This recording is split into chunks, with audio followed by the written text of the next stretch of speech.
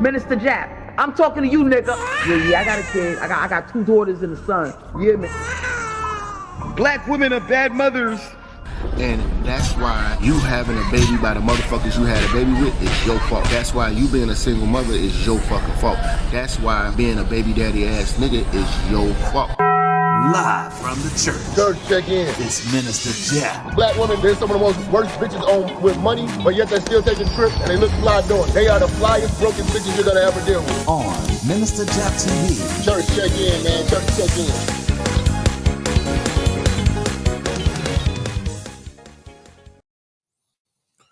Church, check in, man. We live. We lit. How y'all feeling, man? Do you miss me? Yeah, man. Hold on, let's get everything together. Okay. We definitely about to cook. Shout out to all my loyal church subscribers. You did. Shout out to all the members. You know, it's been a long time coming. Man. Oh, man. Shout out to everybody in the room, man. Man, today, you know, we about to really get into this, man. Anybody know me, man? You know I can't stand these old niggas, man. Can't stand these old motherfuckers, man. I've been having a gripe with old motherfuckers for a while, and I'm really getting sick and tired of their ass. And it's about time to really dish out some of this work, you know. Today's topic, before we take calls, you know, we're gonna break this thing down because I got a lot of notes. I took a lot of things we got to go over. Today's topic, man. The Old Comfortable Negro. Now, you niggas know I was one of the first to coin this term about these old comfortable niggas. Shout out to my man Darius on the check-in, man. I see you in the Cash App. We about to get into it. I was one of the first niggas to recognize what the problem is, okay? What the biggest problem we have is old niggas in the way. Old niggas in the way. You know what I mean? And we've all been taught to pay homage to these motherfuckers. You know, kiss these motherfuckers' ass. Take what they're saying as wisdom. But I'm sorry. This is the most selfish generation of old folks. These are not the real old niggas. This baby boomer generation is some of the most selfish. Gotta get mine. Y'all figure it out. Even my kids, I don't care. Okay? This is the worst batch of old people we have ever had. They are the biggest cowards. They're the most selfish. Okay? They are the coons you motherfuckers speak of. I've compiled a list about 23 things that I'm going to share with you all that we're going to break down. And I know it's going to be a lot of you guys want to call in and talk about these old motherfuckers. You know what I'm saying? It's not just old niggas. It's old women too. We got to break this whole thing down, man. Shout out to my man Juanito on the check-in. Let me silence the phone because there's gonna be a lot of people going to want to support, but I gotta really get into the work. All right. This is a time right now where niggas need to wake up. And I'm sorry, you might have to disassociate yourself from a lot of old motherfuckers, even motherfuckers you related to. Your mama, your fathers, the way that these people think is going to regress. Okay? This batch of old niggas that we have done us all a disservice. They passed down no wealth. Their only plan was to keep passing their kids off to white people. So white people became our glorified babysitters, whether it was grammar school, high school, the workforce, college.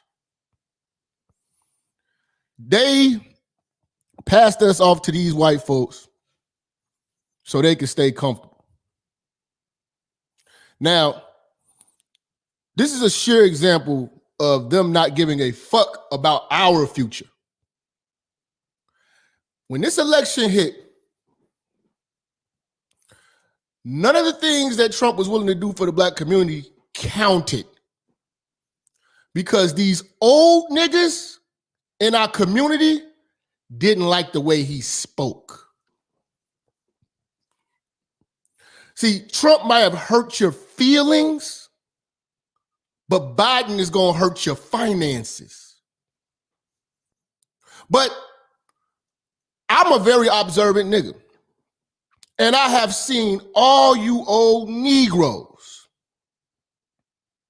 turning a blind eye to what the fuck is going on. You're comfortable. You want your politicians good, white, and polite. Trump shook things up. Trump got things done, but it don't count to you comfortable Negroes, because you're still in 1995. Mentally, you're still in 1995. You voted like a fat black auntie. You niggas, you were so emotional. I'm on the south side of Chicago, and I'm around an area where it's a lot of older, retired black folks, comfortable niggas. And they were rejoicing. We got Trump out of there. We got him out of there. To get what? Now everybody's quiet and comfortable.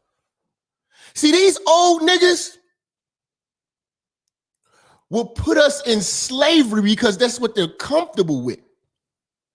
You know how they said Harriet Tubman could have freed so many slaves, but they didn't even know that they were slaves?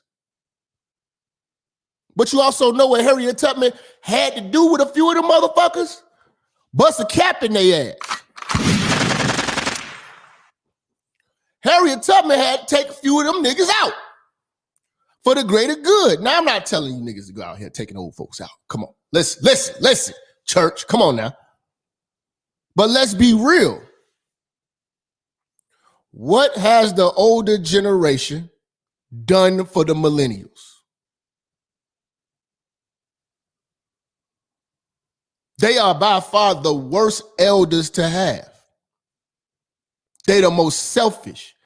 In fact, the baby boomers don't even respect their elders, but want you to respect them. You know why? Because those are the uppity Negroes. Those are the comfortable Negroes. They voted for what made them comfortable right now because they don't understand. And see, they didn't understand that they are about to build the new comfortable Negro. It's just not about to be us, because the millennials and you motherfuckers don't think the same. And I'm going to break this down on why we should not take any more advice from you all, because the information's out there. You're better off taking advice from an older white person. You're better off taking advice from an older Jew, an older Mexican, anybody other than a comfortable Negro. The comfortable Negro will set you back all the time. The comfortable Negro offered us nothing. Offered us nothing.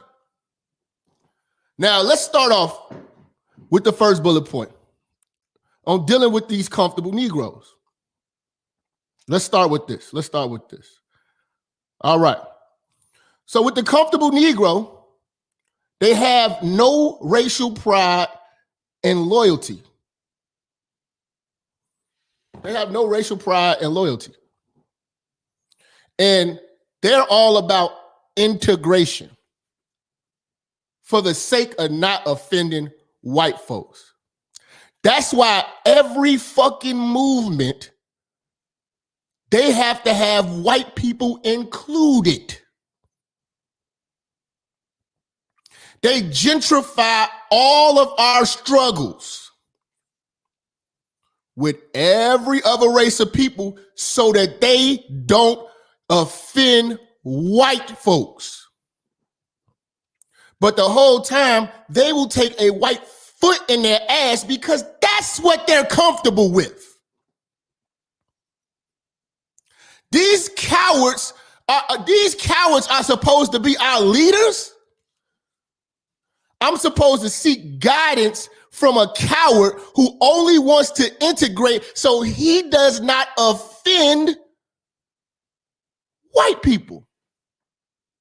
But you know what's so funny about it? They talk bad about white people in private. They got big balls in private. But in public,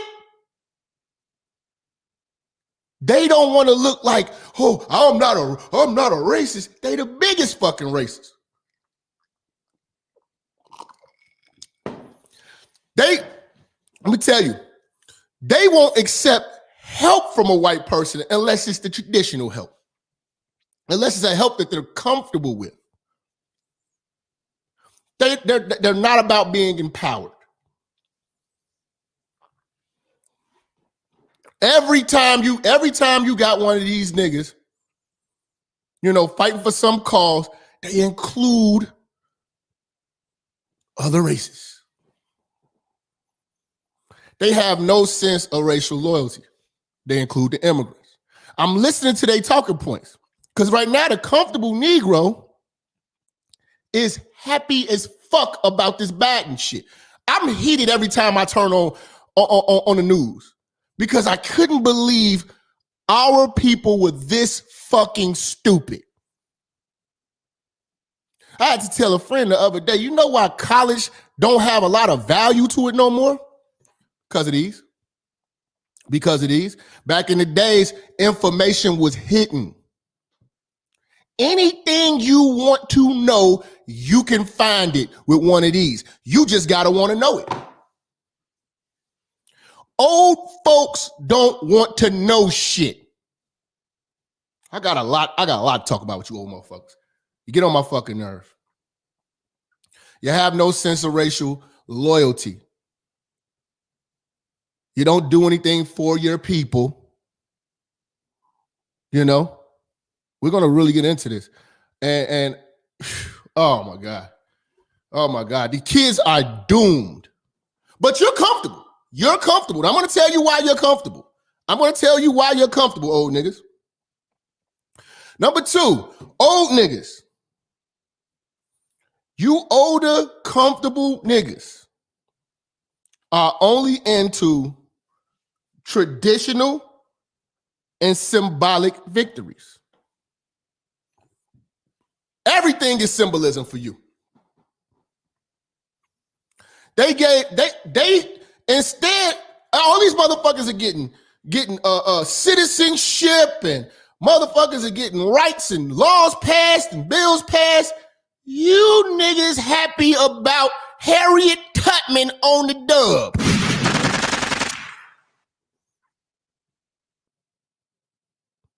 That's you old folks. You old folks right now, because it's some older folks, y'all parents from the baby boomer generation, they not as vocal because they a little shaky, they a little senile. But it's you niggas. It's you comfortable niggas with a voice. And when you open your mouth, y'all say some of the dumbest shit. And all it takes is symbolism. They sold you Kamala Harris. And you actually think think she's one of us. Grown men, teary-eyed. All our women are lost. We know that. We know that. We know that. We know that. All our women are lost. We got a lot of work to do.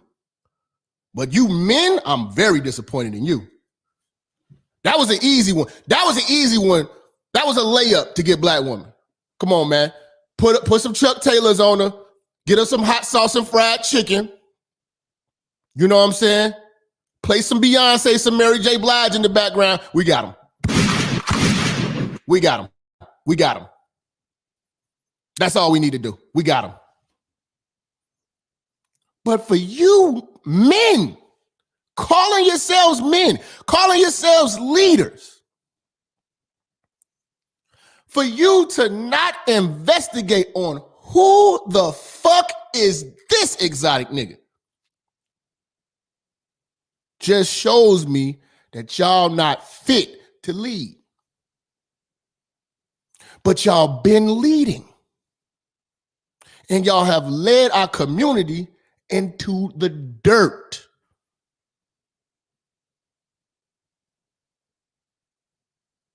Comfortable Negroes.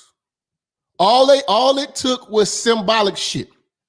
Barack Obama, he looked like how you want a black president to look. He sounded like how you would want a black president to sound. He didn't do shit that you needed a black president to do, nigga. And you didn't require it because it looked great.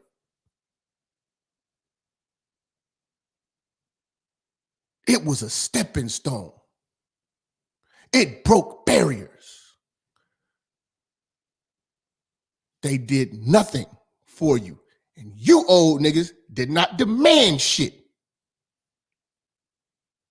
You old niggas told us when we was 18, 19, 20, get out there and vote. And you better vote Democrat. And we listened to y'all ass. And we got nothing. Not a fucking thing. But you're comfortable. And you're going to continue on the path that you're on with your comfortability because it sues you. You don't care about us. When you die off, we do not think the same. So when your generation dies off, they are not going to be depending on us anymore. That's why they're bringing in immigrants and Mexicans to create the new comfortable Negro, the new zombie, the new idiot who ignores the facts. That's you. That's you. Number 3, logic lacking. Listen, I asked these so-called old niggas, where does your morals lie? They have none. They have none. It's just about being comfortable and not ruffling feathers. These are the same people who say that they're Christians, but vote for people who allow you to kill babies soon as they born. Fresh out the pussy, kill the baby. It don't count, it don't matter, because that's what they're comfortable with. See, anything else would be right. It would be change. For some reason, they forgot about Obama running on change, and none of you niggas changed. You lack logic. Logic would say, Trump's coming to the table with a $500 billion plan for black folks. What are you coming with, Biden? Well, I talk nice and I got Kamala, we got the hot sauce. You know, you ain't black. That didn't offend you, old nigga. That didn't offend you, old nigga. You're comfortable. And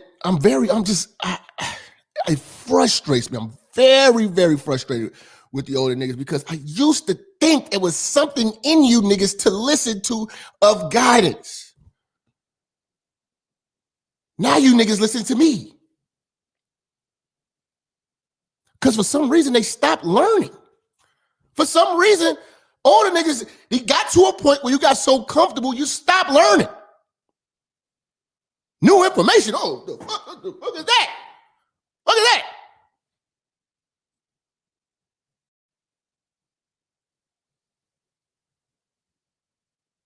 This is crazy. They lack logic. The wall made logical sense. The wall makes logical sense. Talk to a comfortable old nigga about that wall.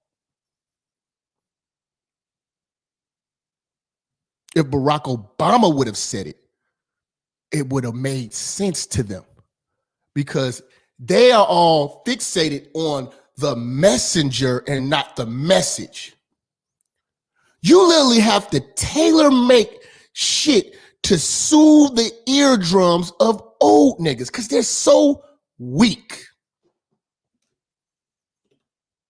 They're weak. They're weak. Old niggas are really weak. Number 4, they're scared of new thought and free thinking. Black man, I told you. Straight black man, straight free thinking black man, you are the enemy on planet Earth right now. There's nothing you can do.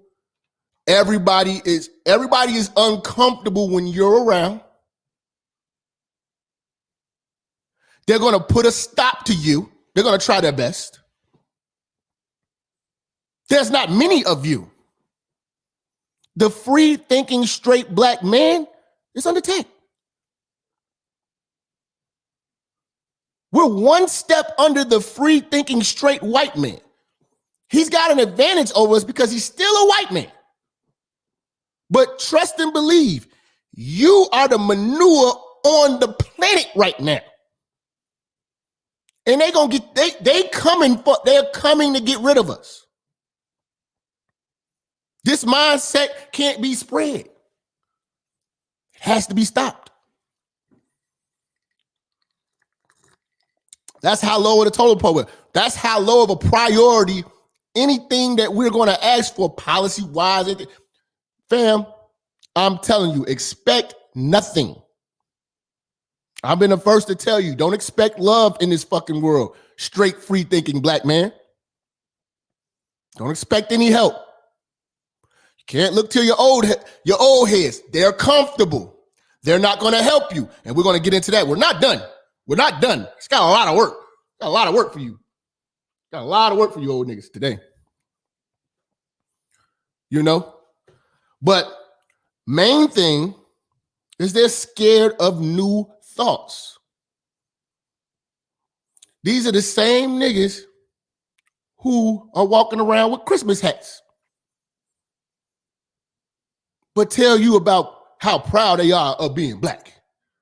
Same niggas walking around on St. Patty's Day wearing their green, but tell you how proud they are of being black.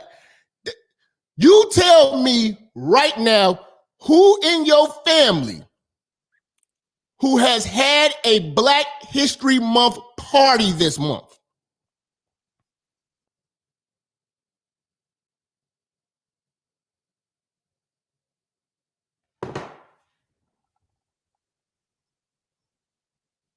Ain't had one barbecue.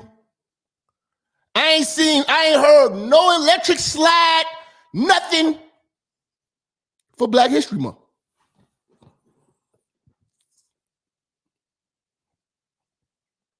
But these the same motherfuckers who go harder than white people for Christmas.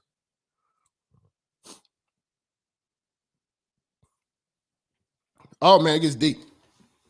The Comfortable Negro. The Comfortable Negro.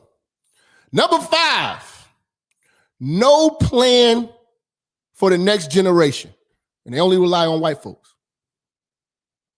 There's no real plan for our generation. There never was.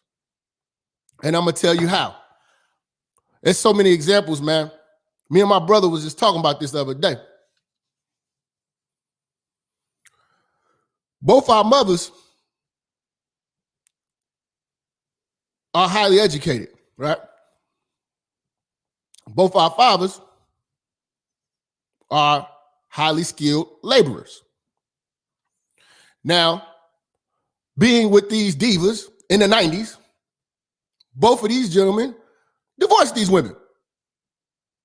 You know? Now, these women had good jobs.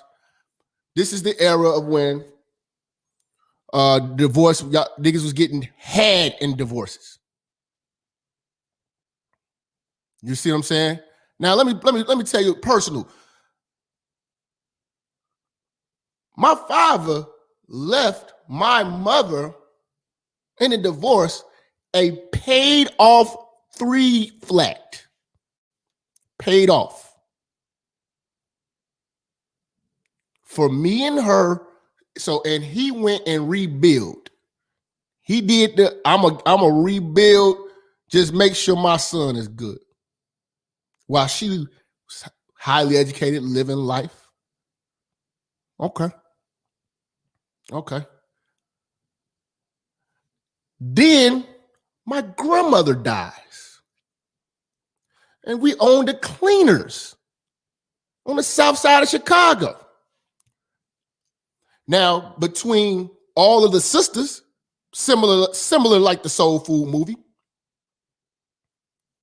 they're arguing, they're all in their degrees and highly educated and all this shit. What did they decide to do with the business? Sold it. Split it 3 ways. Legacy. Where? Highly educated. Paid off 3 unit. Sold. Legacy. Down the drain. Now, she's married and she's on and off into life. But what you just done was sold off your children's inheritance so that you can be comfortable now, baby boomers. Same thing happened with my bro. His parents get divorced. His mom takes the house, rapes him for child support for 18 years on both of the kids. When that's over, she squanders all the money. She's remarried. They have nothing but some jobs, decent cars, and a townhouse.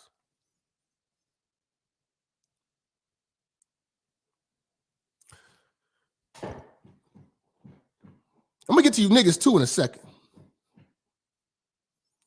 This is the era of the so-called super educated black women, right? Now, ask yourself, divorced black women,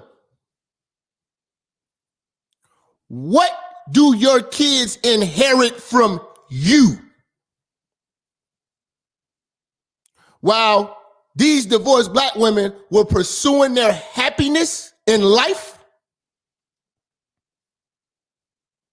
they left nothing for the generation to come about.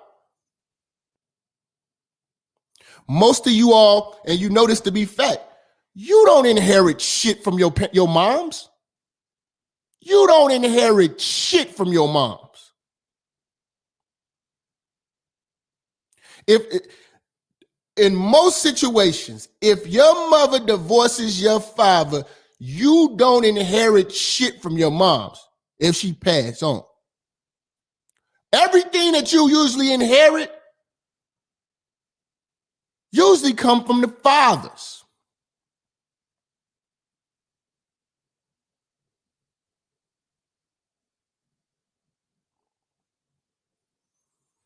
You know? Now, let's go back to the no plan for the next generation. They had no plan for us because all they wanted us to do was get jobs. They never planned for the fact that maybe one day jobs wouldn't exist. They never seen the benefit of assets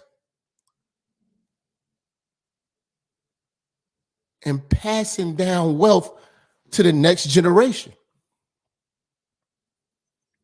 They were just getting theirs.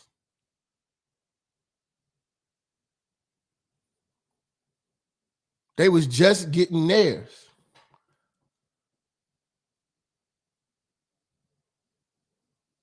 Now, fast forward, it's 20 years later or so or more. Any of you brothers in here with mothers that's divorced, what do you get when they die? Did they live their lives in pure sacrifice for you? Even the grandchildren. Most of you all don't get shit. Appreciate y'all, man. I see y'all on the super chat, man. I appreciate y'all. I appreciate y'all. I don't want to slow the show down, but let's get back to the work.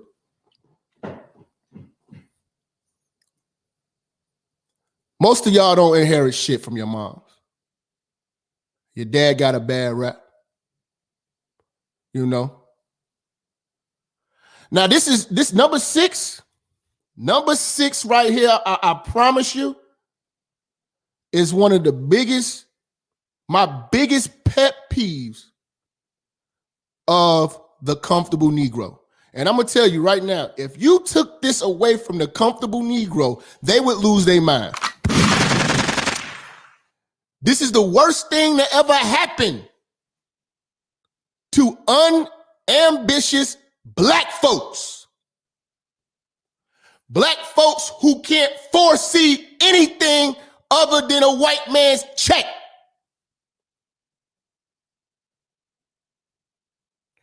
Black folks who can't see the value of the independent black dollar.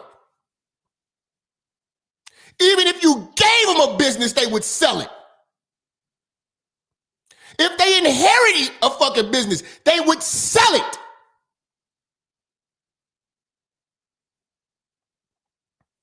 Number 6, good jobs. By far, I promise you, this is one of the most important things to indicate that you're dealing with a comfortable Negro. Good jobs. I've been on the job 15 years.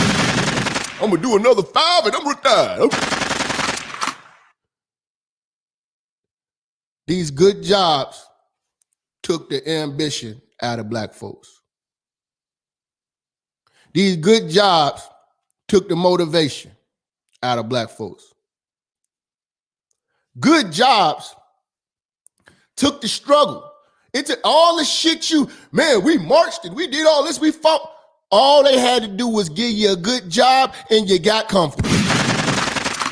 You shut your mouth, you were obedient.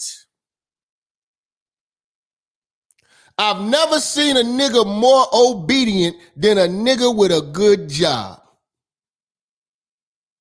Niggas with good jobs still at work when they off. I ain't finna lose my job. Shit, you know. You gotta watch what you say on Facebook. They get you fired. the good job took balls away from the black man. It exploited the talents of all black women. Y'all got educated just to be secretaries for 20 years. Never inventing shit. No game. At least other motherfuckers in other cultures. For instance, if you look at the Arabs and shit like that, they might send one or two motherfuckers to school paid off, but they still foundation is that business, merchants. You gonna work your way up in the family from the gas station to the chicken shack. And if you're smart enough, we'll send you to medical school. Then you get that game and you come back and use it for the family and you buy more motherfucking chicken shacks and goddamn gas stations. You niggas with these good jobs got good jobs and got comfortable. Y'all got good jobs, bought a nice car to be around white folks, pretending that you're building generational wealth. Why do you think most of y'all kids are fucked up? How many of you, most of these motherfuckers on the verge of retirement right now, your children are not doing as well as you. They're fucked up. These good job motherfuckers clog the pipeline. Motherfuckers working at Ford, shit like that, making $40 an hour and shit like that. You come in at $17 an hour. The turnaround is ridiculous. Them old niggas didn't fight with the unions and everything like that to get you the same wages that they got when they got in. No, they was comfortable.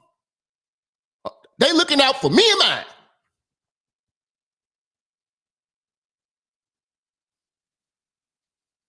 Old niggas ain't scooping young niggas under their wing. Old niggas ain't even taking their talents that they have working and welding and doing all this shit in these factories and doing for self. Because that's what the good... Corona just showed you that it could happen. But see, these old comfortable niggas, they right on the cusp. Early retirements. You know what I'm saying? They just made it. They just made it. Not us. We got to hustle. We got to figure it out. They didn't pave the way. They didn't. If you in the Mexican community, you lose a job, you could call a cousin or uncle or something like that and go work for the family business. Can you do that in the black community? If you're not doing hair or fucking nails. And even now, I give them props because it's an independent dollar.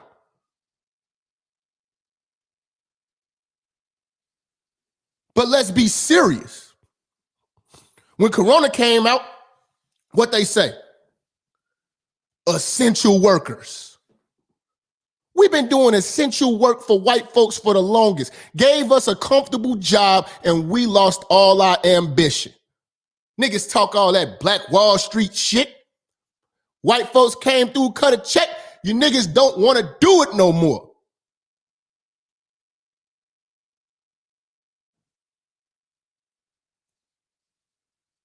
All these white folks steady inventing shit.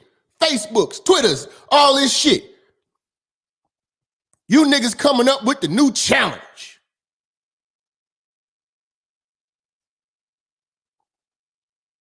Not even our old heads inventing shit. They scared of inventions. Oh, we gonna talk about their ass today, man. We gonna talk about their ass today, man.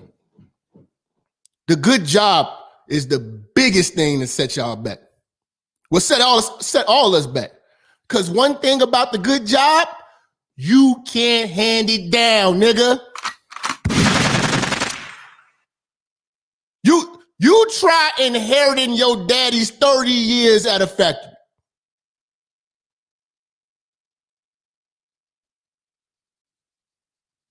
Inherit your mama's 25 years at the hospital.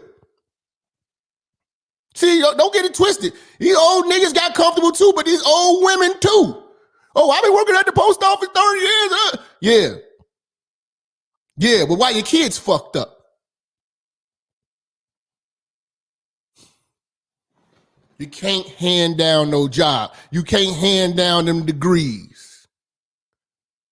All it did for you was give you the ability to exploit all of your talents for a white person to cap your motherfucking potential off.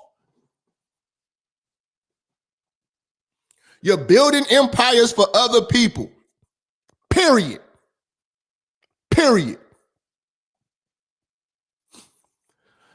Number 7, no ambition.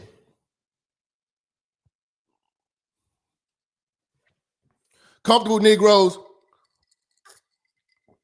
don't do shit innovative. You know? One thing about the comfortable nigga, all they want to be done is told, listen, you pay me good, I'll show up on time, I won't give you no trouble. You know what I'm saying? Just give me enough so I can pay my mortgage, pay my car note, you know what I'm saying? And take a vacation every fucking 6 months. No ambition on doing anything great. I don't see anything great coming from the baby boomer generation. It's nothing great. There's no greatness. All comfortable Negroes.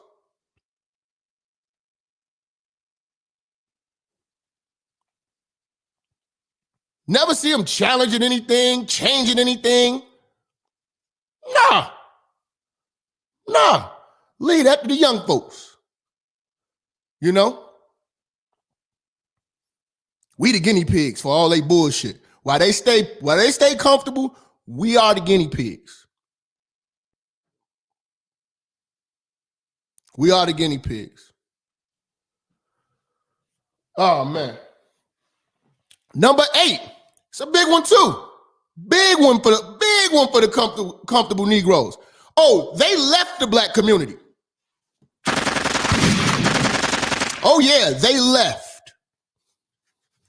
These are the comfortable Negroes that come around the black community, you know what I'm saying, for recreational activities and things of that nature, but they live in Bel Air. They live in motherfucking Orland Park, Tinley Park. These are really nice areas in the Chicagoland area. Naperville. They live amongst those folks.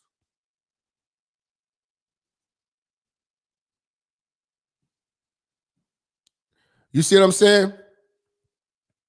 They don't want to live in the community with black folks, but they talk all that shit about we need to get.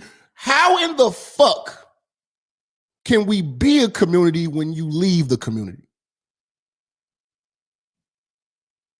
You're scared of black folks. You're not motivating. I mean, it makes no sense. You be a dentist and then you don't motivate the young niggas that want to be a dentist because they act like they never seen one, because all of the dentists, the doctors, the surgeons, they leave the black community. And where they go live? Amongst Patelas. They go live amongst the Arabs, the Asians, white folks. You know? Soon as they get some money and they move their ass and go get comfortable around there. Raise their nose up high.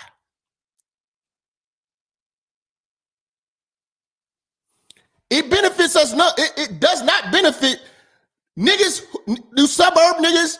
You know what I'm saying? It does not benefit our people which you're going. You took all your resources, you got your nice cars, all that shit. You know what I'm saying? You're a doctor, but we don't see you. You ain't putting nobody on the game. Niggas selling real estate, shit like that. You move. You get the fuck away from black folks. And you don't look back. At least Barack Obama is in Hyde Park, nigga. about you, niggas.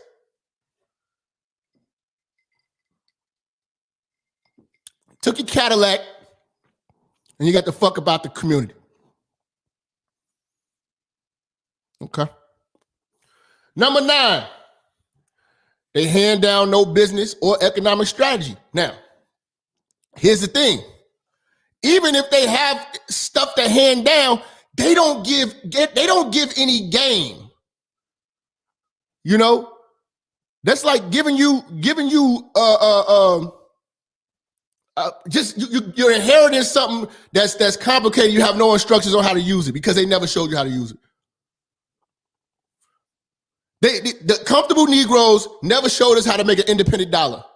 They always showed us how to go to work, how to interview well, how to appease white folks for 30 minutes in hopes that we get a call back.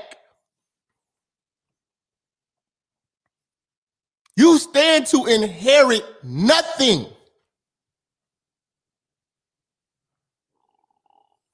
Black businesses should have been carried down.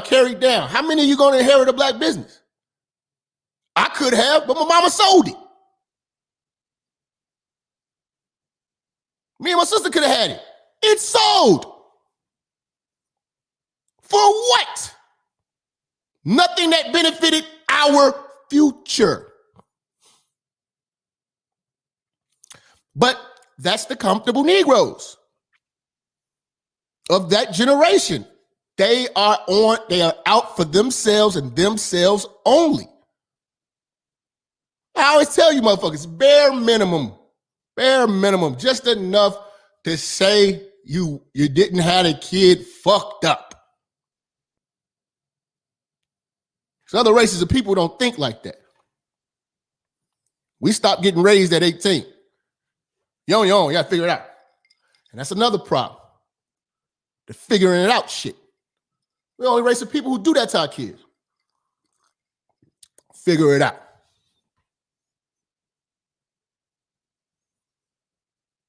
Some of y'all sitting around having these conversations, well, you're 18, what do you want to do with your life? You should know. You should have been already molding them into something.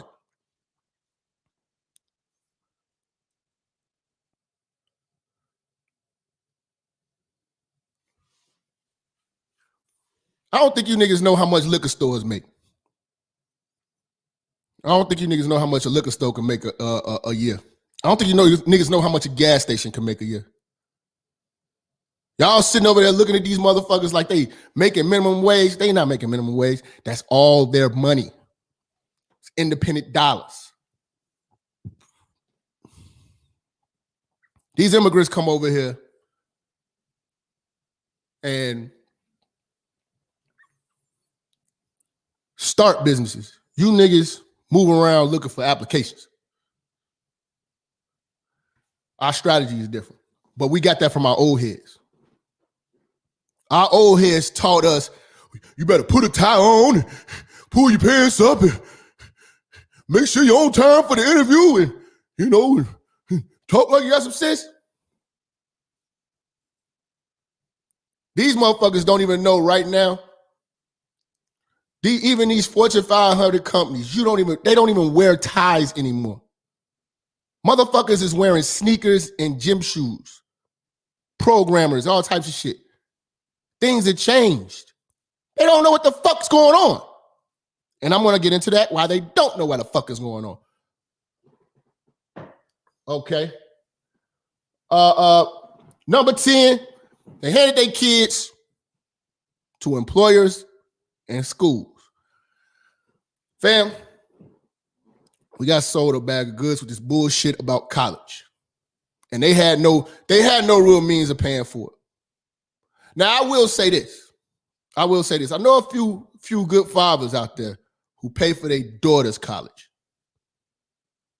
I know some good fathers out there that breaking their neck for their daughters. But black man,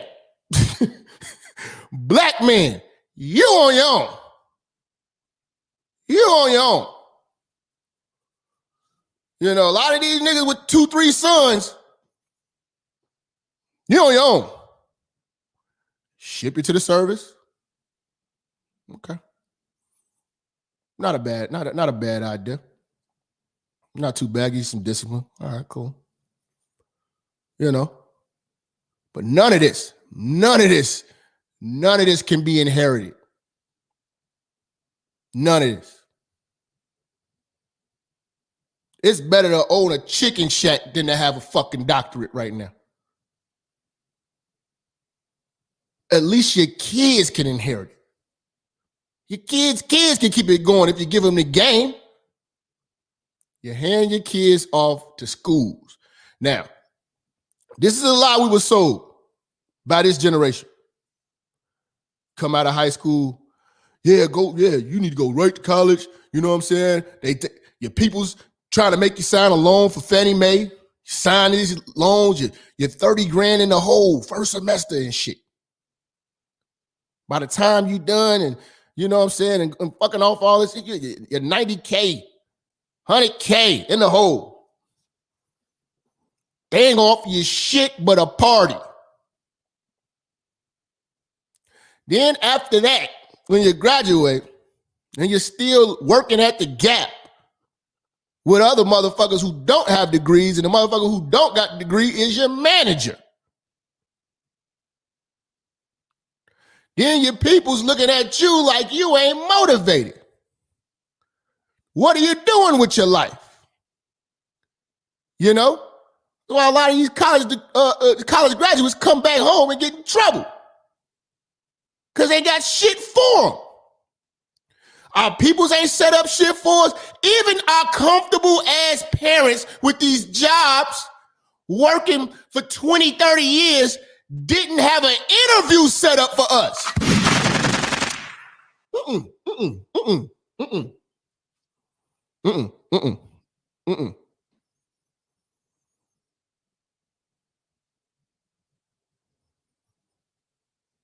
Now you're making a 50K a year job. That's before taxes. Taxes gonna throw that shit down like 38. So they busted you upside the dick. You got motherfucking student loans costing the same amount as your goddamn Altima, nigga. And then you're still living with your parents and they're giving you shit.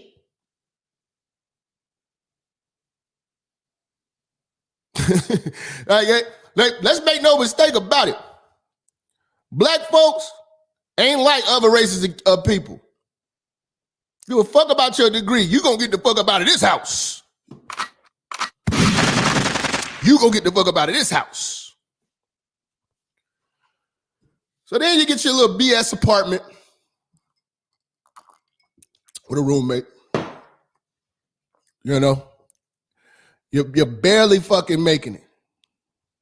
Taking out credit cards, fucking up your credit, fucking all up. You know, finally, 28 years old, you finally get a job that's worth a damn. Now you paying catch up, paying all this shit off just to make it. You know what I'm saying? Why the old niggas that told you this shit are comfortable riding Harley Davidsons on the weekend, driving Cadillacs, living in big houses. But they sent your ass to college and left you with the bill. The comfortable Negroes did this to you. Because let them tell it. You was gonna get a $50,000 job in 3 years. You're gonna pay all this shit off and everything gonna be fine. Till you got out of school and wasn't no goddamn jobs.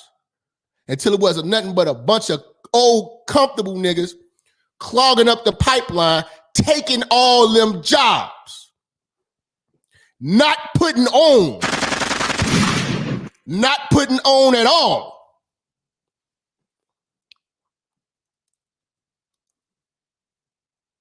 Comfortable old niggas. They ain't about to, they don't want to, and this is another thing. Make no mistake. Yeah, your kids do some wild shit, but a lot of these motherfuckers didn't put their name on their kids Cause they ain't want to fuck up their job if their kids did some bullshit. They wasn't willing to risk it.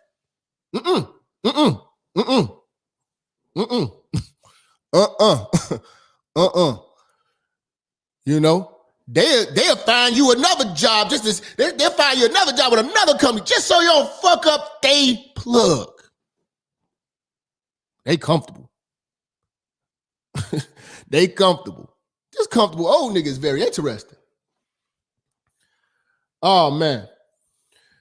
So number 11. This is a big one. They talk down on the youth and technology. This is the generation that pisses me off. Because they don't empower the young lions to be leaders. They empower you to be followers. And they scared of technology. This the same, hey, y'all be on that Twitter, them Facebook, y'all, shit, they'll take your job. You say the wrong thing. I'm watching the news, they firing people. So these old niggas scared of the internet, scared of the internet. Scared.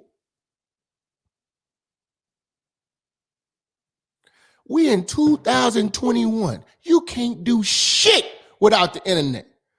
Ask these old comfortable niggas when the last time they filled out a job application. Ask these old comfortable niggas, do they know what LinkedIn is? Do they know how business goes now? No. Come to work because they're comfortable. Again, if we go back to number 6, if we take the good jobs right now from old niggas, they in a world of trouble. They gotta adjust. They gotta pick up the phone and calling you up. How do you fill this out? They ain't took an assessment test for a company online through Talio. You know what I'm saying? They haven't done any of these things. They haven't uploaded a cover letter in decades. Wrote a resume. You have to sit down with these motherfuckers. The young generation have to do y'all resume because you're so out of the loop. Then you talk down on Facebook as if it's not information there. Talk down on Twitter, talk down. This is the world. Y'all had the newspaper. The newspaper's an app now. Wake up. It's an app now. Technology is here to make hard things easier.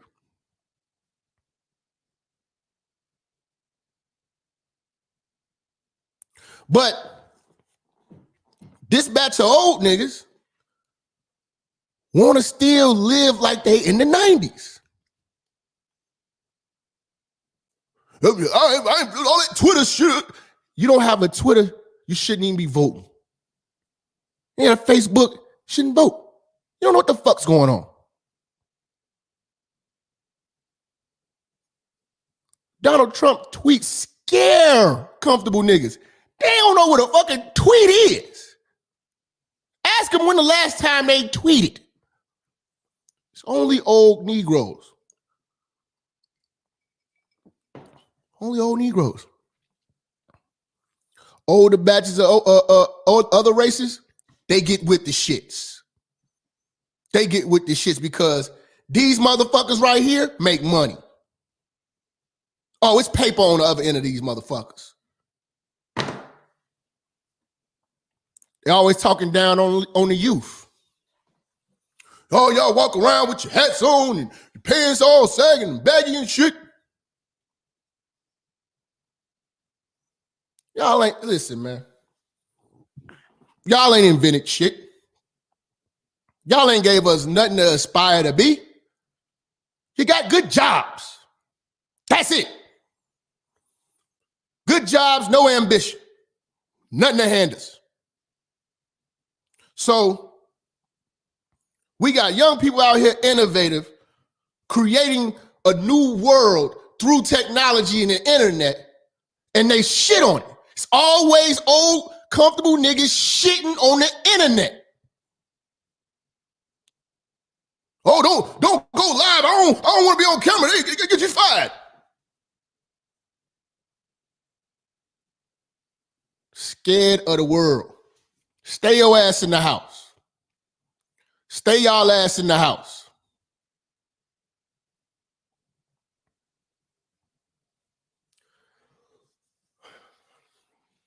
Number 12, man. White acceptance. These are the people, man. If it ain't white, it ain't right, man. You look at these older, comfortable females running around here, Christian Louis Vuittons and all this shit, LV purses and shit like that.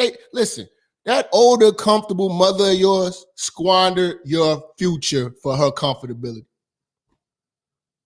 So she might be dolled up or whatever like that. She got a good job. She educated. She taking trips. Just spent $700 on those Louboutins. You know? Got a Gucci bag. Got a Lexus. You get nothing. She is comfortable. I've been working 30 years at the hospital. I worked 30 years for the city. And that's what you do with your 30 years. Comfortable. Same with you niggas. Niggas go buy motorcycles, go do all this tricking. You know? Old niggas still trying to dress like young niggas. You know, going to go get slingshots. I see you old niggas. I see you comfortable old niggas out here. Your kids ain't gonna get shit. And even if you leave your kids shit, you ain't leave your kids no game, so they not gonna know what to do with none of that shit. After you die, all your shit is sold. The same way you did the last generation. Same way you inherited your mama house and y'all sold it.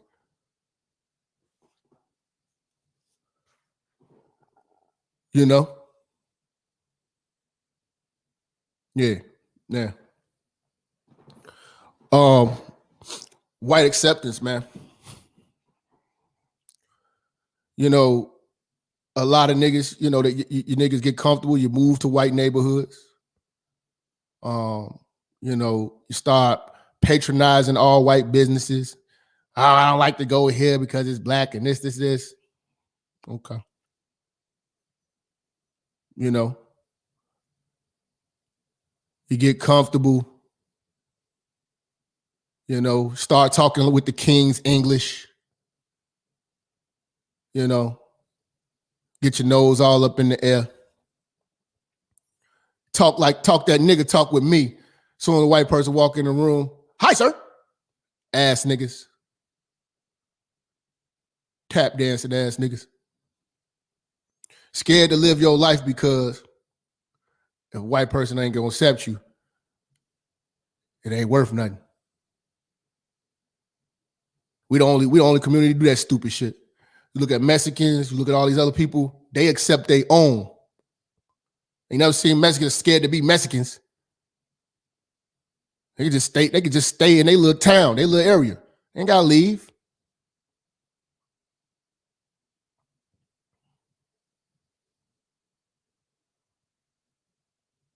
Niggas wanna now you niggas wanna play golf.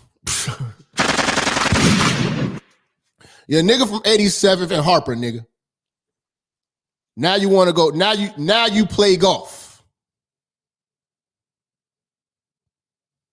When do we get so comfortable? What's gonna be next? Y'all niggas gonna start playing hockey?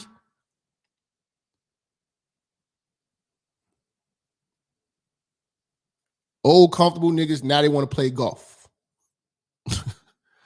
Wow.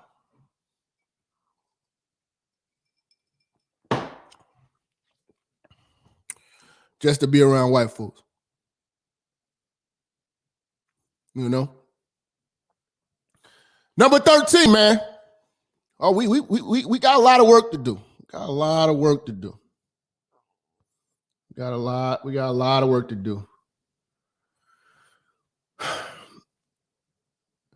The black church, white Jesus, and hope.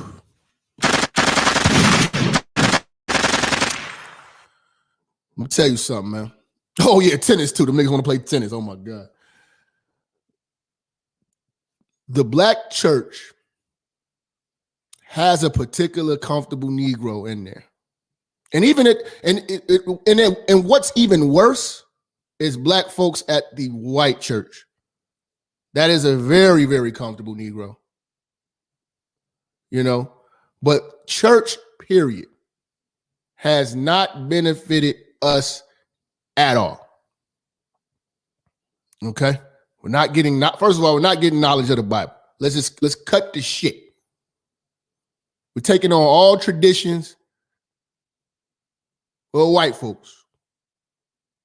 You're singing and dancing, you're getting sold hope. Go to church and tell these comfortable Negroes about your struggle, what you're trying to do. All they gonna offer you is hope and a prayer. While his wrist glisten and his Cadillac gleaming. And I'm not even talking about the reverends, just the niggas there. Just the people there. There's a class of really comfortable Negroes right now that are doing well and help no one. No one.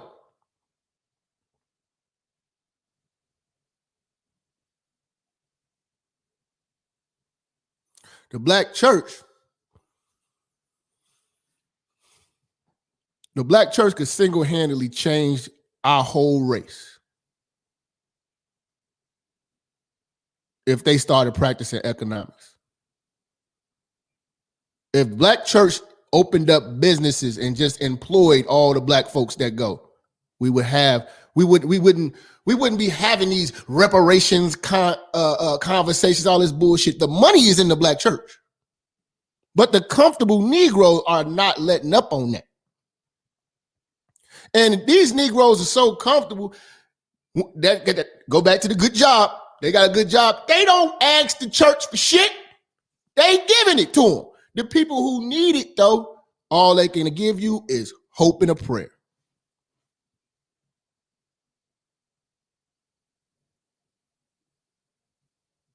You see comfortable black folks going to mega churches, dropping envelopes of money. We got a whole community that needs you, comfortable Negro. But your loyalty lies elsewhere, comfortable Negro. Your loyalty lies elsewhere.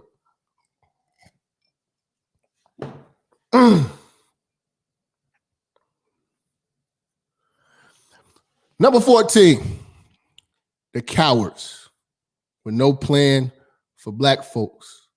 And they always inclusive to every other race, saying all lives matter and shit like that. But they cowards when it comes to standing up for black folks. And most of this shit, I'm telling you, it goes back to number 6, good jobs. You cannot get a black comfortable Negro to stand up for himself, his people, or his family because of that good job. That good job take away the integrity of a man when he can't stand up and stand on his square. Because I swear that is the most important thing to these motherfuckers, this good job, because everything that they have is all entangled in it. They get They have one source of income, the comfortable Negro. Yes. One source of income. The good job. There's not streams. They don't believe in that. They're not business people. Not business people at all.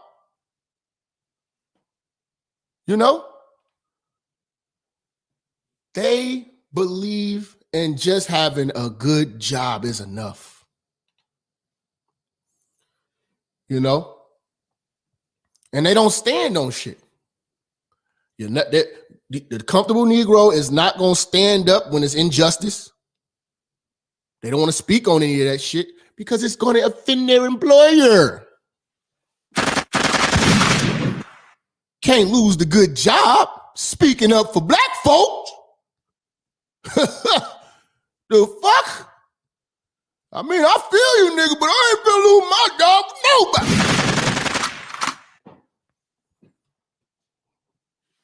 Okay. Cowards. And these motherfuckers will side with anything that's against the norm and the tradition. They side against anything that's against free thinking because they're not free thinking. Goes back to the Harriet Tubman comment we made earlier. They'll never leave a plantation because they don't know that they own one.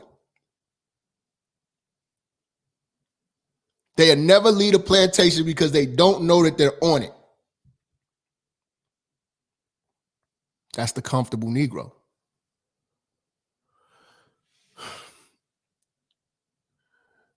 Number 15, man. Blocking the youth. No game for the young and gatekeepers of information. Now, I got to talk about this. All right. So anybody who know me, I'm gonna just fill you in. I'm gonna keep it a buck with y'all right now. This one right here really pisses me off because this is very fucking true. I have a bag to invest, right? I'm looking for either investors. I'm trying to figure it out. I'm trying to learn a particular game, okay? I want to open up a bar and grill. I'm speaking with people who own them. Old comfortable niggas. I'm getting nowhere. Credit, immaculate. Debt to income, immaculate. Bag, there. Old niggas, gatekeepers of the information. Won't even give me, I'm trying my best to ease in and ask questions, but with old niggas, old comfortable Negroes, they don't want to create their own competition. Again, I'm young, so I'm going to have way more innovative shit, and I'm going to go harder than them when it comes to business. I'm relentless.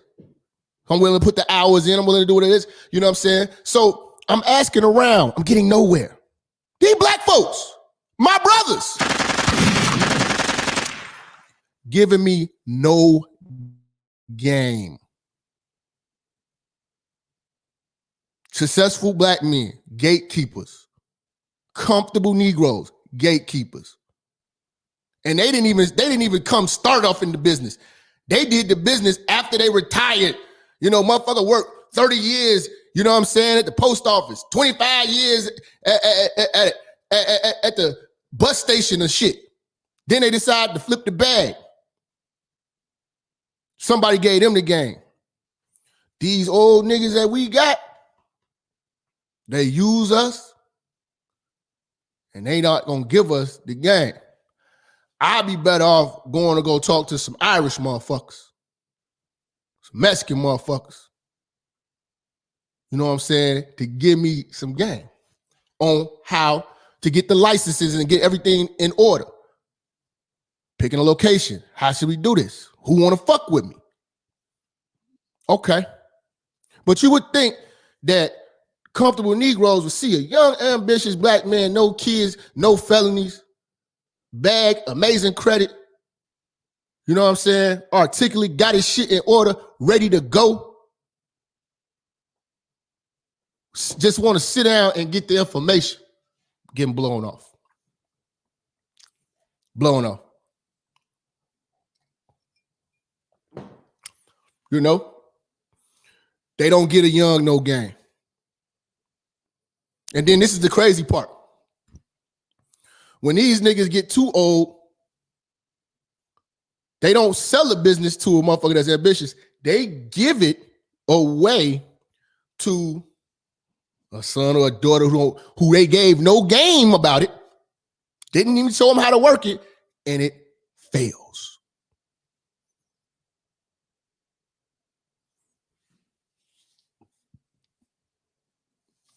So these the old heads I need to be respecting and respect your elders and fuck them. I'm gonna figure it out how we figure it out. You got the game right here. You won't open up the books because I'm either competition or you just don't like young folks. And that's what I tell you. They talk down on young folks. They ain't giving no gain on you, but you old comfortable niggas in the way. In the way.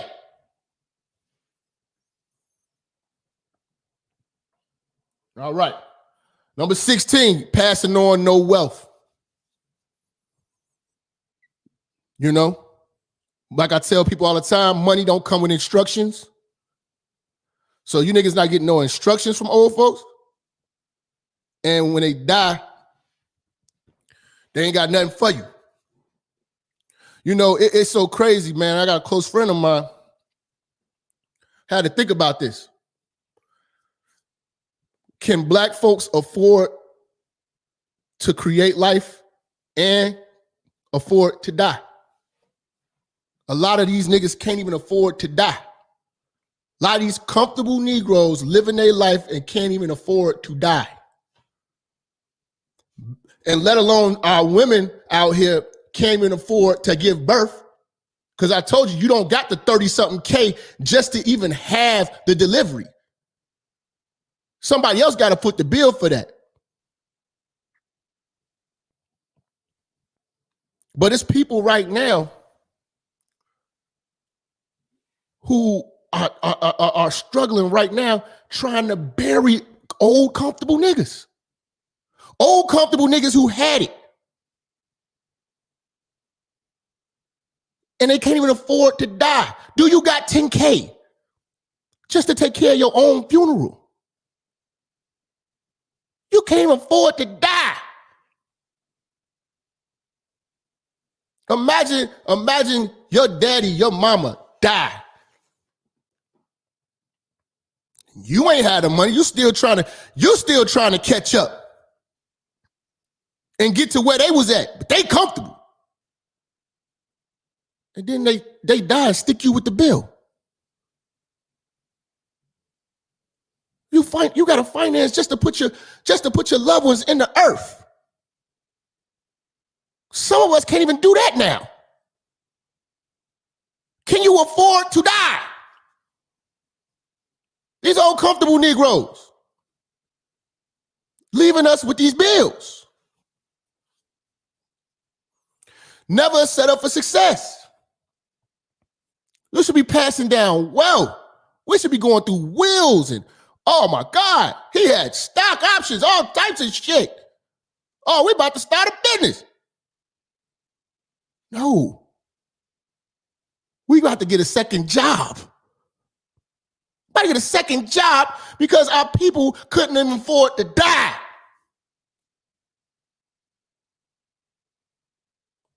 I look at these bitches online with all these Louis bags and all this shit. Bitch, do you got 10,000 in case you die? With them kids, do you got 10,000 in case you die? You can't even die. You'll fuck your whole family up if you die. But you Louis this, you Gucci that, you're taking trips. You're still out here fucking. You know, You niggas living your life comfortable as hell, getting motorcycles and shit. Go and get chains and slingshots and motherfucking new whips and Cherokees and shit.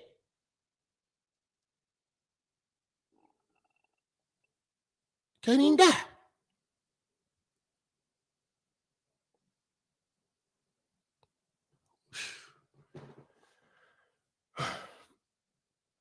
Number 17, man. Your kids are not on the same level as you because your generation sucked up all the opportunity. All the opportunities sucked up by the baby boom generation. They are solely in the way. If you get hired at one of these, see the pension game is over. They the last of the pension babies, nigga.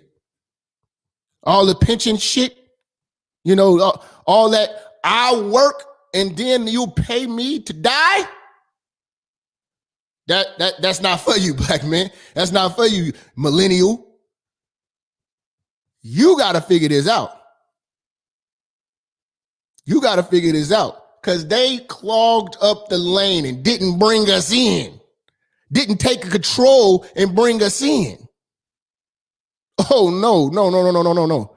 They made sure that they was comfortable.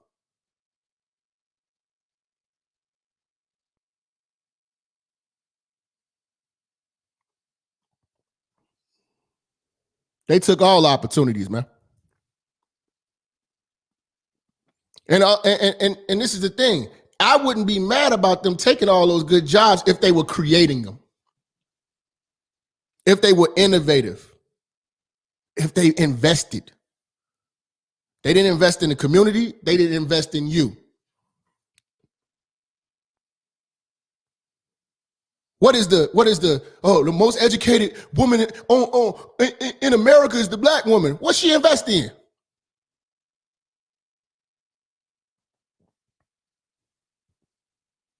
What has she invested in? Shit. What do her kids inherit? Shit. So don't talk to me about that shit.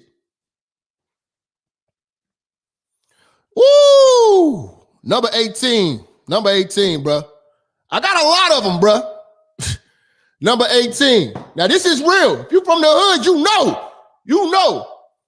You took advantage of your kids and made them pay bills, and you put bills in their name.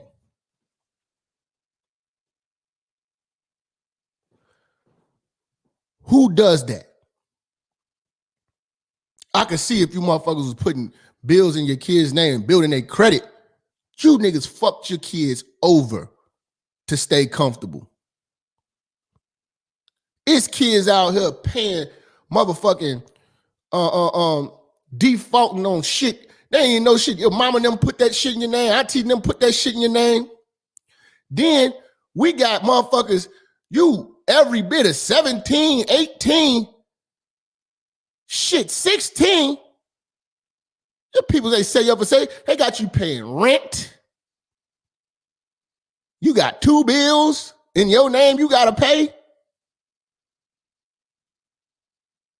They created the setback for your generation. Who but a selfish Negro who wants to be comfortable does that to their kids?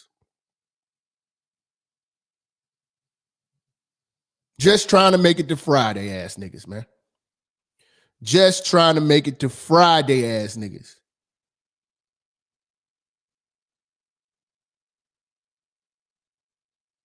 You're charging your kids rent. Kids. I ain't talking about middle-aged motherfuckers and shit, you know, trying to get back on your feet or whatever. Kids. Charging kids rent. Kicking your kids out. Woo. Kids out here paying bills and you holding them to it.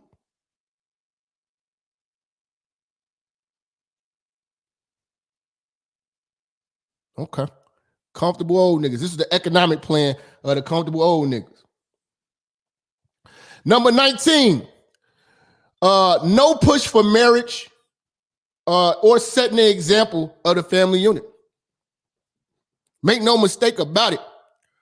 This baby boomer era is the era of the divorced nigga who was running around here dicking everything and raw and shit, just now catching back up. And this is the era of the empowered diva single mama, nigga. Now, let me tell you something. You, millennial, you would have stood to inherit more if they would have stuck together. But divorces and separation of assets, you get nothing. See, there's an aspect of this woman wanting to be so empowered and her looking for her happiness. Your fucking future was sacrificed for her happiness. Your future was sacrificed for him going out here doing whatever he wanted to do. Even if most of these niggas, you end up losing assets to the woman, she still fucks it all over. If you niggas knew that, you might want to try to stick that shit through at least until, fuck. I mean, shit. Who want you motherfuckers die? So, I mean, it's just work this shit out. You niggas act like y'all leave each other and actually get happy. I mean, motherfuckers, they third, fourth marriage and they're happy. Ain't no fucking spark in that shit. You niggas signed up for that shit, nigga. Fix that fucking family, nigga. But if your people stay together, you would stand to inherit. You would have an inheritance. You don't inherit shit because both of them are comfortable Negroes living their lives. And their comfortability is making your life discomfortable. You know what I'm saying? You're not gonna have what they had. They had a head start. Unless you change your mind. That's why I tell all my young niggas, do not have a kid right now. It's not the time. You first of all, you're dealing with the system. You're dealing with feminism. You know what I'm saying? Then you got old comfortable niggas that's in the way. You gotta find a career path. You gotta find your own. You can't throw a baby in the mix of that. Then you got the bitch. You can't do that and win right now, black man. It's not gonna happen. It's not gonna happen. And then these bitches think that a nigga gonna leave an inheritance to his stepkid? The fuck is wrong with y'all hoes?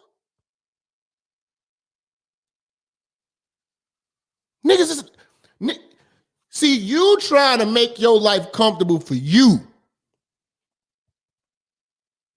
Nigga ain't finna work 30, 40 years and write his stepkids in the will. That's your job. Oh, you don't got no assets.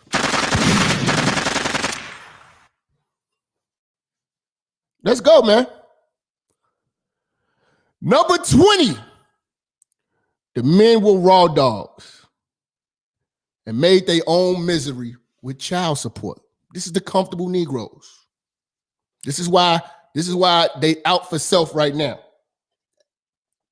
Because in the 90s, these niggas was running around here donkey dick and all these bitches raw. Okay? It was nothing in everything. Now, those actions of you being a comfortable nigga, basking in life with your good job and all that shit. Now most of these niggas who did that, all their kids fucked up. I listen to these niggas talk bad as hell about their kids. Your kids in and out of jail, all this shit. But you're comfortable. Why are you living so good and your kids are criminals? Because you did not set up, the plan was not for the long haul. It was so you stayed comfortable. You fuck niggas. It's a lot of fuck niggas from the 90s. I always call you niggas out. Fuck niggas. You know what I'm saying? And you niggas on child support, you know what I'm saying, all over the place. You got babies you don't even get to see because you created this misery. And none of this is an economic plan to hand down the kids. Being a baby daddy is not an economic plan, fuck nigga. Let's talk heavy then, nigga. Fuck nigga. Yeah. Number 21. The women got degrees and did nothing for the community. Got divorces from men and blew through the cash, became divas. What I tell you niggas, man? That educated shit is beautiful. It's beautiful until you start calling these bitches to action. How in the fuck does our people, how does your kids even benefit? How do your kids even benefit from all these goddamn degrees you getting? What happens when they lay you off? Now you're a bitch with a degree and a Facebook. Now your hoes want to get your body done, sell pussy on OnlyFans. But you educated. Most of these motherfuckers are struggling. I try to tell you niggas too, man. A lot of you niggas is picking up the pieces, dealing with these bitches who been divorced and all that before, because make no mistake about it, a lot of these bitches get these educations off the hard work of the first nigga. It was a nigga that paid for that. And she left him high and dry. She left him high and dry. She's a comfortable motherfucker. You know what I'm saying? You meet this bitch, she had double masters.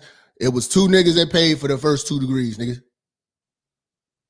And you as the man, you never benefited off these bitches' degrees. Don't tell me you have. The community don't benefit. The community don't benefit off a highly educated black woman. How and when? How and when? As soon as they get their education, they go elsewhere. They get the fuck away from the black community as fast as possible. At least my blue collar workers, my electricians, heating, HVAC, you know what I'm saying? Carpenters, construction workers, at least they stay in the hood. Doing shit, building in the hood. Where you CNAs go? Oh, I'm actually an RN. Oh, okay. You take your ass to the whitest hospital you can go to. You know what I'm saying? You move your ass to the whitest neighborhood you could possibly be in. You know what I'm saying? Get you a foreign and you get comfortable. You get very comfortable. And then your kids struggling. Number 22. They buy liabilities, no assets and investments. Comfortable Negroes do this shit all the fucking time. Comfortable Negroes do not understand the concept of the rainy day. Having assets prepares you for the rainy day. You know, rental property. You know what I'm saying? Secondary businesses. You know what I'm saying? Diversify your money prepares you for when the good job say we about to lay off. It's corona, niggas got the sniffles. You niggas panicking, y'all know what to do. You know what I'm saying? Biden might sign another executive order and all you comfortable Negroes gonna lose y'all mind, nigga. Don't start committing suicide, nigga. You should have been prepared. But you wasn't. Fuck it, I'll just take early retirement. This shit getting crazy. I don't know how you niggas do. But it's all about you. It's all about you. You buy bullshit, motorcycles, slingshots, all this old extra shit, toys. You know what I'm saying? I don't really understand, man. Like, you niggas is real comfortable, nigga. Like we're supposed to be building, nation building. Like, we need to be out here getting it. You old niggas got toys? Old niggas is going out here getting toys. Man, I always want to get a vet. I'm gonna get me a little Corvette for the summertime. Toys. We got shit to do, man. It's fucked up. We got to make a motherfucking imprint on the world. And you niggas is getting toys. Toys.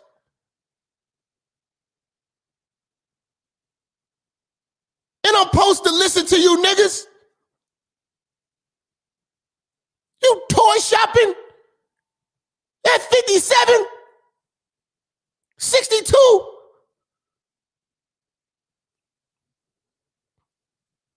The fuck is wrong with these old niggas, man? All right, man. Last but not least, number 23. We're going to get into this before I take calls.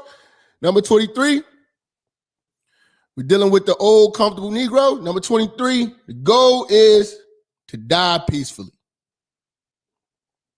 That's it. Die peacefully. They want to die happy, die peacefully. It's about them. It's about them and their pensions. It's about them and their retirement. It's about them and their security. See, black folks trying to retire and live like white folks.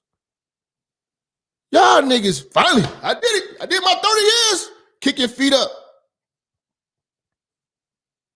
And it's just everything over.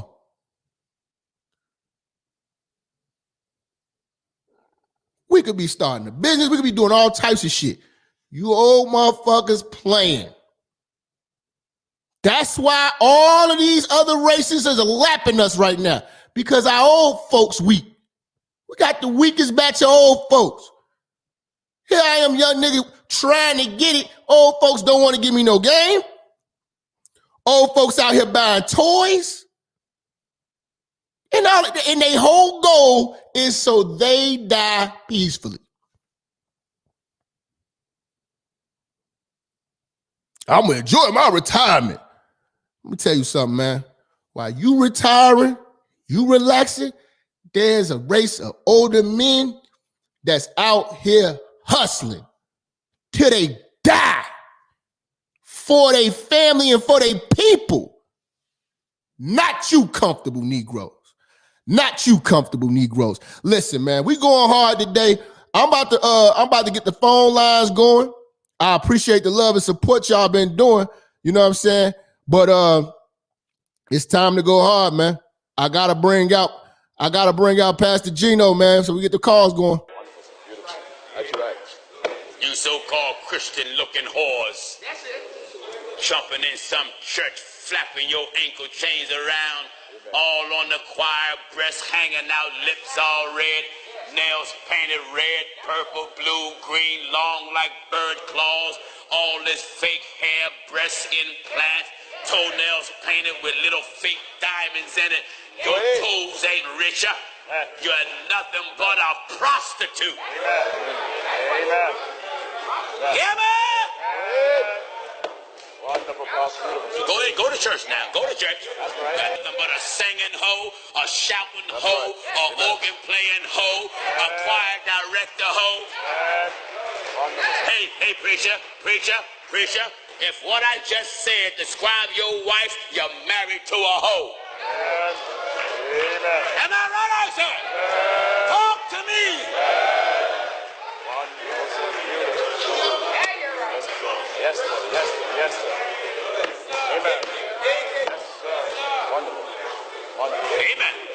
Hallelujah. A man that's real man don't want his wife out in the street looking like a prostitute. And you a holy woman? Amen. Amen. Or claim you's a Christian? Christian with skin-tight pants. Showing the very shape of your birth canal. Going to some church with the shape of your birth canal exposed in public and jeans all up the backside of your behind. Carrying a Bible. That's right. Going to church. That's right. Yes, sir. Yeah. Man. Shout out to my brother Gino Jennings, man. Blessings to him, man. Listen, we about to take calls 563-999-3641. Y'all getting the call queue. I got to hit y'all with the brother Rands because y'all been showing love. Then we're going to shout out everybody who contributed to the Cash App.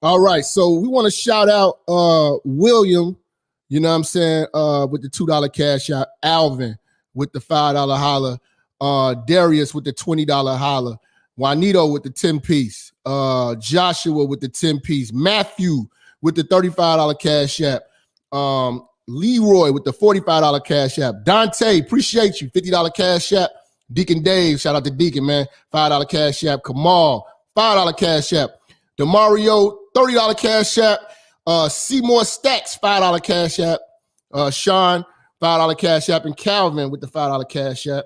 And I think somebody just hit us on the PayPal side of the thing, so I want to make sure we shout you out before we get started on the calls. Shout out to Jim. Shout out to Jim on the PayPal, man. Appreciate you, man. You know what I'm saying? Yeah, and I see everybody in the super chat. I appreciate that as well. Shout out to Lemur, Black Lemur. You've been going crazy, big dog. We appreciate you at the church, man. Appreciate you. Wow, the call lines are lit up. Oh shit! I think somebody. Oh my god! I hope it's. Oh no, man! Don't let it be these old niggas. Y'all ain't feeling that. Hold on now. Hold the fuck on. Hold on. You young motherfuckers. Old motherfuckers, man. Woo! 678, man. Who we got on the line? What's going on, Jack? This Granny Dyke, man. What's going on, Granny Church? Dyke, man. I'm telling you. Man, bro, it's like you goddamn made this show. Man, bro, let me tell you. First of all, both of my parents died. They died. They were divorced. They got divorced when I was like 9. Shit just switched all the way up. It was just so crazy and wild. I don't even want to get all the way into detail. But when both of them died, wasn't no money left. Wasn't no money. One of them died. One of them died my senior year of high school. One of them died like 2011. This was right when I started getting the cleaning service situated. I'm gonna leave that part right there. So I'm gonna say this. Fuck it, man. I was low grade simping. Wifed up my wife. I can't even lie. I do love the girl, but shit, I was like what you said. I had to move out because of some situation. I moved out when I was 18. I was just out there. Soon as she got down, graduated from high school, I moved her out 5 months later. Now we had already been dating. I just was so wild at a young age. I already started with the blueprint where I said, man, I can't be out here like this. You see what I'm saying? I got to be grounded. You see what I'm saying? Yeah. Long story short, goddamn, I did my thing, but had a regular job, became a manager, all that. But about 26, I got them invested into a cleaning service thing. She had a stepdaddy, right? Older nigga. It's like, you claim you love my kids. Why you ain't got down giving me no game? Why you ain't investing into the cleaning service? Why you ain't got down, like, for instance, one time she tried to get a fucking phone, right? She tried to get a phone and wanted to pay the goddamn pay on the fucking phone. Like, you playing on the fucking phone? That's stupid. You being dumb. The fuck wrong with you? This how I'm talking. I'm talking just like this, Jap, that I'm talking to you. I'm like, the fuck you paying on the fucking phone for? That's dumb as fuck. I got the cleaning service. That money you put into that, you can be putting into the fucking cleaning service. Plus, I'm paying for a car note. See, this the shit I was saying in the back. She trying to live up to people's expectations. I was like, I don't really need no car note. I need to be putting all that money into the business. Trying to live up to people's expectations. I'm trying to get a car note showing I'm doing it and all this dumb ass shit. Yeah. You know what I'm saying? Just hindsight 2020. Not getting the game. Stepdad, as soon as I got the car, right, his dumb ass, oh man, you doing something right for your family, man. You doing something right for your family. Over time, I got into it with him, man. Like, long as I don't want to goddamn hold the line up. I called him a bitch to his face and everything. I ain't want to be, I had to keep it real with him. Like, I don't respect old niggas like that. Like, if you ain't really on some, because like you said, I see old niggas in their 60s, 70s, still working every fucking day, building the business. And let me just say this. I got a son, right? He worked with me. I give him $50 a week. He just worked one day. I got him a children's account at Wells Fargo. He already got his bank account. You see what I'm saying? I let him drive. He ain't got license, but I let him drive. He learning. He finna turn 15 on his birthday. He gonna go get his learners. Yeah. Teach him the game, man. Teach him so he can make his own money. Cause that's more valuable than all this other shit they sending them to school to get these degrees that you can't do shit with. You know what I'm saying? Teach him how to make an independent dollar, man. Exactly. But check this out, Jack. I told him, he played football. I said, look, bro, I'm going to encourage you to play the game. I have to make sure you go to practice. They be hanging on him. Stepdaddy sometimes don't want to take him to practice. He had the nerve to say, it's your daddy. I said, man, you a whole fucking bitch. The fuck you supposed to love my son. This supposed to be your step-grandson. Now you want to be the granddaddy of the year. Why you going to try to make an excuse for taking him to practice? You see, I'm tired up doing the business that you don't want to fucking invest in or come work at, and then you ain't doing shit all day, nothing. You don't want to come in and do shit, which is okay. Like I told you, man. Shit, but like I told you, we know the game. We know what's coming our way. Nothing. We get no help. Don't look for no help because ain't no niggas gonna help you. You know what I'm saying? And expect the worst. Lower your expectations when you're dealing with these motherfuckers, and you're not gonna be frustrated. Man, I had to, bro. I had to, but I give my son different though. I be trying to show him. I be like, bro, I say this to him. You ain't gonna get the game like this from nobody else. I ain't trying to put myself on a pedestal, little bro.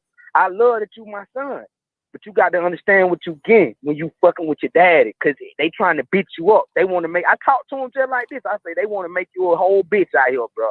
They want to make you a bitch. I ain't trying to handle you like you grown, and then I'm just telling you how they want to make you.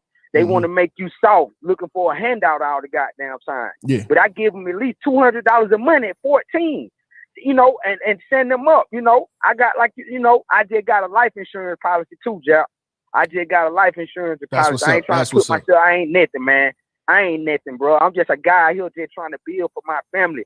But like you said, if I die tomorrow, my kids and they mama know they ain't gotta wonder how they gonna bury me, or they ain't gotta get no GoFundMe or no fish fry.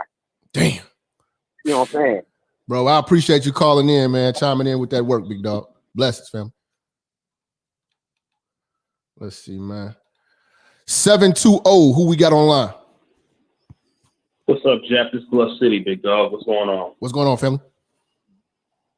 Shit, not much. I'm glad you touched on this topic because I was recently listening to the Angry Man. He touched on how boomers have pretty much failed his generation, the Gen Xers. You know what I'm saying?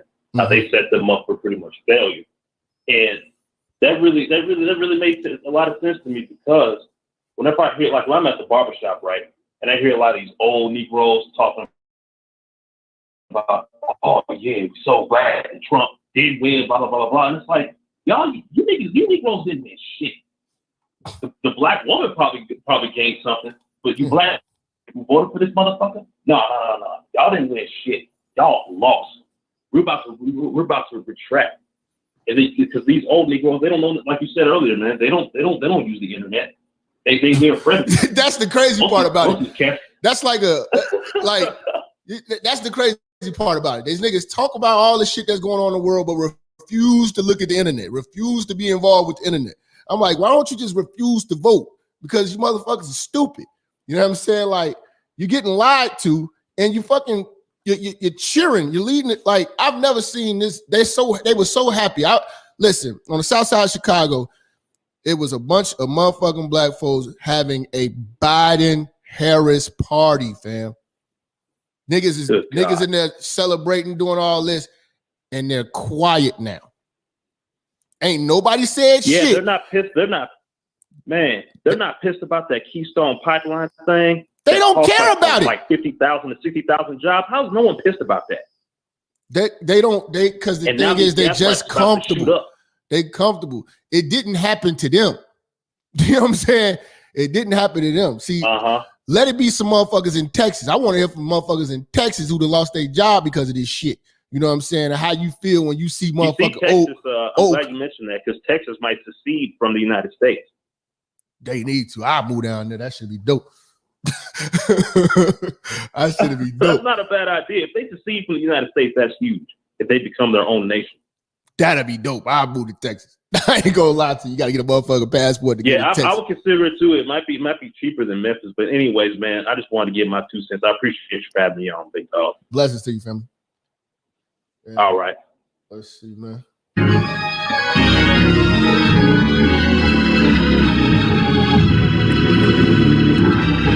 $615. Who we got on the line? 615. Minister Jap, what's up, brother? It's Jim. I changed my name to St. Jim, man. Honor the church, brother. Peace and blessings to the church, man. Oh, blessings to you too, fam. Man, I'm glad you hit this topic, bro. I've been trying to preach this for a long time. I was fortunate, man, that I had a dad growing up in the hood. So my mom and dad got divorced. My mom, when I was 8 years old, said, y'all little boys can be with y'all daddy. Okay. So she didn't fight my dad. My dad had sole custody of my brother and me. My dad's still a simp. My dad's still all those stupid things. He's still tricking off hoes at 70. But you know what? I was fortunate to have a father in the hood, because all my counterparts that I grew up with did not have that. Okay. That's number one. Number two, I got insurance in case I pass away. We got insurance on. My mom got a policy on me, and my dad got a policy on me. And I put my son as the beneficiary. So when I die, he'll get like close to $200,000-$300,000. You can't get them policies no more, because back then you could do them for a little bit of nothing, right? Mm-hmm. Now it costs a fortune to get that shit. So I mean, I sell insurance. I feel bad people trying to get insurance now. Post COVID, shit, you're gonna have all kind of premiums and fees knocked on that thing. But yeah, man, it's so important. You don't leave like your topic, man, has hit so many levels. My barber is a comfortable Negro. And every time I just got my hair cut, man, and he was like, you were reading my mind. This nigga is 63 years old, 62 years old, right? He got a Harley Davidson, just like you said. Toys. He retired. he retired from a state job working at for the state. Dog, it's textbook. It's textbook shit. They retired from the state. It's just like you was reading my mind, man. I was like, this nigga hit all the points. He hit every level. Take none of that shit he learned at the state job. Don't apply it to the hood. You know what I'm saying? Okay, at least he's doing the barber thing. Does he own the shop, or is it he just working? Yeah, he owns the shop. Here's the thing. Okay, at least the shop is in his house. So he just converted it to the barber shop. So the other half of his house is the shop. Oh, he just hustling. But you hit every point. Now he an old simp, old trick, hate Donald Trump, love the hoes. He breaking the first rule, yo got it, and you hard on them niggas and soft on these hoes. So he be tricking off. He buy a hooker, every week, right? And he be tricking on hoes, and he can't wait to pass out money. So and he think Trump is the devil. I said, look, I was in the barbershop. It was on me and one other brother that's a free thinking, straight male, black male brother in the barbershop. Mm-hmm. I said, look, man. I tell you like this, because I got 2 jobs, and like I told you last time, I pay $1,000 a month child support. Okay, I know what you're saying is absolute facts and truth. Okay, And I got a raise off Donald Trump at my primary job because of his tariffs he put on China. So I know Trump is good for business, for money. Mm-hmm. These niggas vote on feelings. That's all they care about is how they feel. I say Trump hurt your feelings, Biden hurt your finances, and these niggas just want to get their finances hurt. Trump with my pockets. Fuck my feelings. I need that bread. These niggas care about how they feel. Look, anyway, my point is this. I told them that niggas was arguing about Trump, this, Trump, that. I said, all right, I tell you what. I said, I'll give you niggas $100 if you can name the mysterious white man that's been holding y'all back for the past 4 years. You just tell me his name. Whoever this mysterious white man is that showed up in 1985 and knocked the books out of y'all niggas' hands so y'all couldn't go to school, y'all couldn't succeed, and all these problems that who was the mysterious white man that told my cousin to join the Crips? Who was the mysterious white man that got my cousin? Who was the mysterious white man that told her to go raw? Who was the mysterious man that did all these bad things that y'all niggas is so angry about? I never seen it. I never. They're passionate, dog. You like you said, they think he's the devil, and they voted in the goddamn devil and his bitch. You know what I'm saying? Like, fam, this by far this is the dumbest shit I've ever seen. You know what I'm saying? Like, you literally being a bitch that her whole life's work was cooking niggas in the courtroom. This motherfucker's whole life is writing legislative to fucking fry niggas. Keeping niggas in jail. Yeah. So, yeah, man, it's fucked up, man. But the old comfortable Negroes, man, like I said, it's hard to get game from them. I think it's just inspired, man. We just gonna have to get ready to put diapers on them and send them on their way, bro. You know what I'm saying? They gotta go, man. They hit the way. Brother, man. Appreciate your copy, dog. Appreciate it, brother.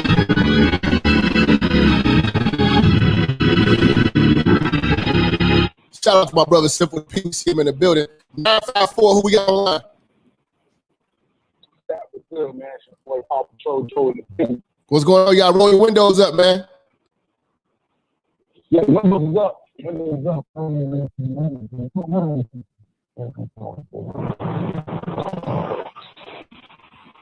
All right, big dog, you gotta call back, man. It's getting shaky, man. 708, man. Who got online? Yo, Jap. What's going on, family? What's good, man? I'm out here in Inglewood, man. Finishing up some jobs and shit. For sure. I just left a comfortable nigga house, man. This nigga was in here telling me how he just put, you know, his youngest daughter, who's 20-something years old. I said, damn, is she married? Showed me a picture of a nice little young lady, and she said, is she married? No, she's not married. She just finished college. And, you know, I just bought her a car. You bought a car? Yeah, I just bought her a car. $20,000 paid for it, cash. Mm-hmm. Bragging about this shit. She gonna be a fuck up. Yeah. She gonna be a fuck up. Said, damn. You spoiled She her. graduated college. She's not gonna be shit. Like, that's what I'm saying. Like, he with the real information he should have been telling her is don't get fucking pregnant. Should have invested in fucking IUD or something, some type of sterilizer so the motherfucker can get pregnant. She's fucked. She's financially fucked for the next. He's just a grandfather now. He's gonna be all involved in her. She gonna juice his ass till he die. I see this shit all the time. She got free education off this nigga. She got a free car off this nigga. She gonna have a kid, and there's gonna be some other motherfucking nigga that's gonna wife her up and take the bill too. She just passing the bill like a lot of these spoiled ass little girls with these daddies that were comfortable niggas. You know what I'm saying? Pretty sure you say retired or you had a state job or something. It's the craziest part of the whole convo I had with the nigga Jap. That's what he told me. He was just at before I got to his crib at 11 o'clock. McDonald's on 95th and Halsted, nigga. So all these old comfortable niggas in Chicago, they get together and your only dream and ambition when you get to certain ages to meet up with your other retired ass niggas. You put other kids through college who wasn't yours because your wife was tricking off and shit with the milkman and all that. Yeah, that's what they was doing back in the day because they was step-ass niggas. They sit over there with the newspaper brought in the crib. and the sausage biscuit Now and the newspaper. The sausage biscuit, the newspaper, and the motherfucking and the 60-cent senior coffee, nigga. Get the fuck out. Yeah, nigga, you see how many times they sit in that motherfucker? They might get a McMuffin or something, but it's just cups of coffee in these old niggas' hands with a lot of keys and a lot of change and shit falling. You know, so you niggas is crazy. You got the big road masters and shit sitting outside, and that's all y'all life is. You know, like old niggas is some of the worst niggas. The caller made a good point before me. He said they love talking about Trump and shit. And I got a good one for my man father. I love arguing with him because he just an old dog, so strong and passionate about some shit. And I can't wait to ask him about what he think about the man breast and the human milk that the kids that you got to say now. Now you can't say breastfeed. You got to say chest feed. This is what these motherfuckers voted for. Oh man, that's crazy. This is what they wanted. Now, but no, I mean, I just like to ask him, what do you like about Biden? Well, he ain't Trump. Fuck it. They don't know. I'm like, all right, man. They don't know shit about Biden, bro. I can't stand these old niggas, man. Man, old niggas make me sick, bro. Then they try to heckle you on your front, man. The fuck out of you, old ass roadback Lincoln. You old Lincoln. Go shovel your nigga. Quit trying to give me $3 to shovel your snow, nigga. I want 40, motherfucker. Yeah, nigga, funny, man. Appreciate the call, big dog. Bless old niggas, baby mamas, I'm passing the ass. Gang.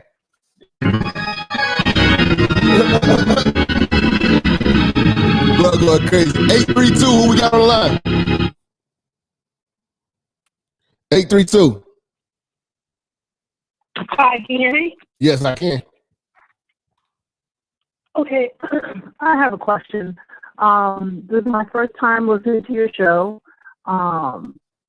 How would I go ahead and create something for myself and go ahead and start on my own, because the market out here is horrible and I don't know really what to do. Okay, so one thing that's always useful is skilled labor. You know what I'm saying? You want to find some type of skill where you can actually do with your hands or something to that degree. Second of all, I mean, if you're going into business, it's supply and demand. What is in demand that you can supply? You know what I'm saying? And hopefully you didn't set yourself up for failure where you have children and shit like that, where you got to keep doubling back and keep working for all the other motherfuckers before you can chase your dream, because it's pretty much over. I tell a lot of people, if you're doing that shit, it's pretty much over. But at the end of the day, I mean, there's a lot of businesses that benefit during hard times. You know what I'm saying? A lot of hustles. You just got to figure it out, supply and demand. I mean, don't be afraid to work with your hands. It ain't about job applications. And then at the same time, if you get a job, you need to be stacking and putting that money not up to just save. You need to be putting that money up to invest. Real estate. You know what I'm saying? There's always money in that. You know what I'm saying? There's money in the stock market. There's money all over the place. This is America. Like, when people be I'm trying to figure it out. Ask them immigrants how they figure it out. They don't speak no fucking English. They come to the goddamn country with sandals on, can't speak no goddamn English, but they jump in that motherfucking Uber. They do what they gotta do. I mean, it's paper out here. This is America. It could be worse. You could be in Mexico talking about this shit. You could be in Africa talking about this shit. You're in America. You can make that shit happen. Okay. Yeah, man. Let's get back on task, man. 202, who we got online? Hey, Cap, how you doing? I'm good. What's going on? Yeah, bro, I just want to tell this quick story for the church, man. Let's get it, bro. And then I'm out. Just off work. Yeah, man. So when I turned 14, man, I'm a little ambitious and shit. I started a little lawn care business. Okay. So going to the neighborhood, door to door, asking people, can I cut the grass, shit like that. Yeah. Man, my hating ass stepdad, man, pull some bullshit. He see me getting a little money and shit. He gonna say, little nigga, you need to be humble. I'm like, damn, I'm just trying to make a little money because I couldn't ask him for shit, right? Yeah. I had a white neighbor, man. The white neighbor come to me and say, hey, man, hey, buddy, I see you, you know, you got a little business going, you cutting the neighbor's yards and stuff. You might want to take that money and invest in a riding lawnmower, you know, because the lawnmower I had wasn't really, you know, the best, but it got the job done. Yeah. I wasn't even thinking like that at that time. I'm 14. Man, my fucking stepdad took the lawnmower I had, sold the shit, said he needed the money. See, let me tell you something too. A lot of times with these old comfortable niggas, they don't even know how to do business. They don't even know how to do business. Anything outside of getting a paycheck, you know what I'm saying, is very, very foreign to them. You know what I'm saying? And they some fucking haters. You know what I'm saying? Like they don't understand the hustle. You know what I'm saying? But he just sounded like he was a hater though. He just sounded like, you know, as a stepfather, he just hated your ass. You know what I'm saying? But I mean, imagine what you could have did. Imagine if he was an old comfortable nigga and gave you some support. Imagine what you could have turned that into. You could have had a whole lawn care business where, you know what I'm saying, like you had like real clients where y'all busting down checks. You go pick up a check from the whole fucking neighborhood every month, and y'all got y'all, you know, I live in one of the neighborhoods where, you know, we pay the grass man. I got a grass man I put on all my neighbors and shit like that. He come around, he pick up his money once a fucking month. He cut us like 4 times a month and shit like that. You know what I'm saying? So like you can build your business up. You know what I'm saying? It's just him and his fucking wife, and they ride lawnmowers and they do all the whole neighborhoods in the whole area, and they get their paper. Barely speak English. Barely speak English too. Crazy. Crazy, bro. Yeah, that's what I wanted to build. But yeah, man, I just wanted to tell that quick story because this topic is on fucking point, bro. Man, appreciate your call, bro. Blessings.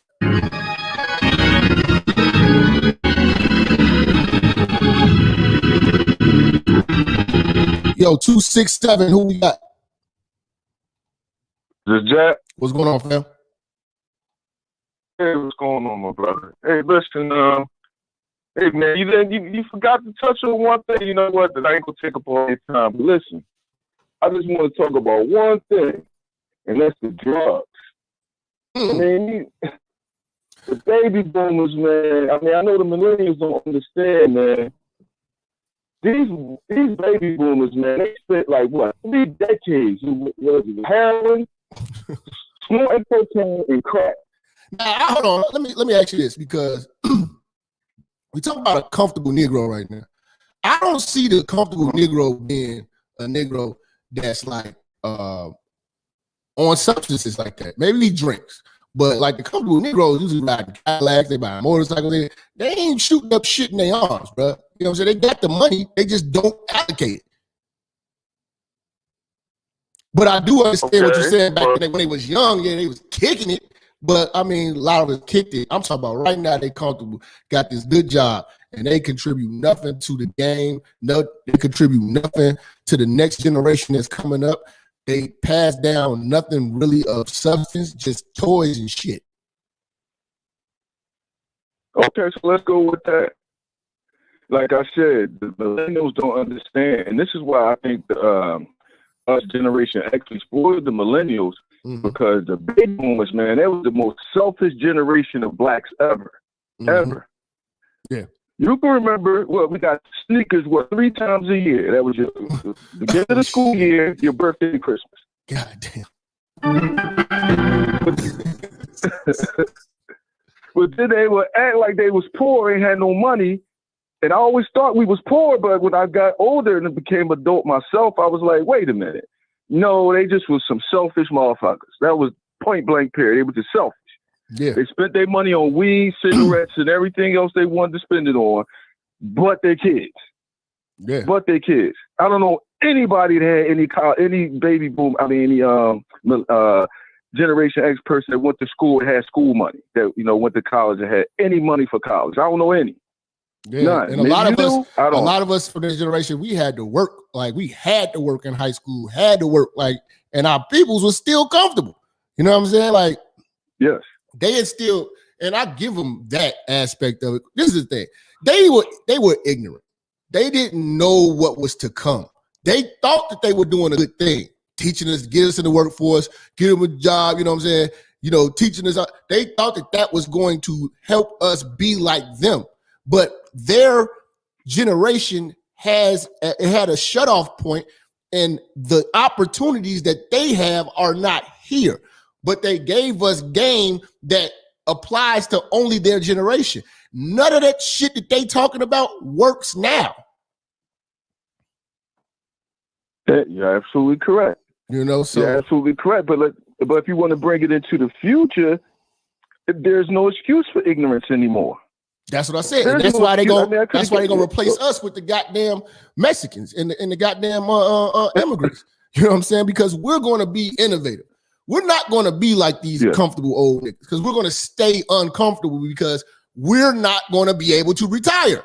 I want you, like you, and black folks have got to get that shit out of their mind. There are Chinese motherfuckers who missed the Miyagi age who still get up and go fry rice in they fucking restaurant. You know what I'm saying? You work till you die. You're right. You know what I'm saying? We the only motherfuckers want to kick back. I'm 53. Fuck this shit. You know what I'm saying? Like, you know what I'm saying? Like, nah, you might have to work the 80, motherfucker. You know what I'm saying? Trump ain't stopped working, nigga. If the hustle don't stop, that should motivate you. Come on for all this shit. The hustle don't stop, man. The hustle don't stop, man. Appreciate the call, big dog. Blessings to you, bro.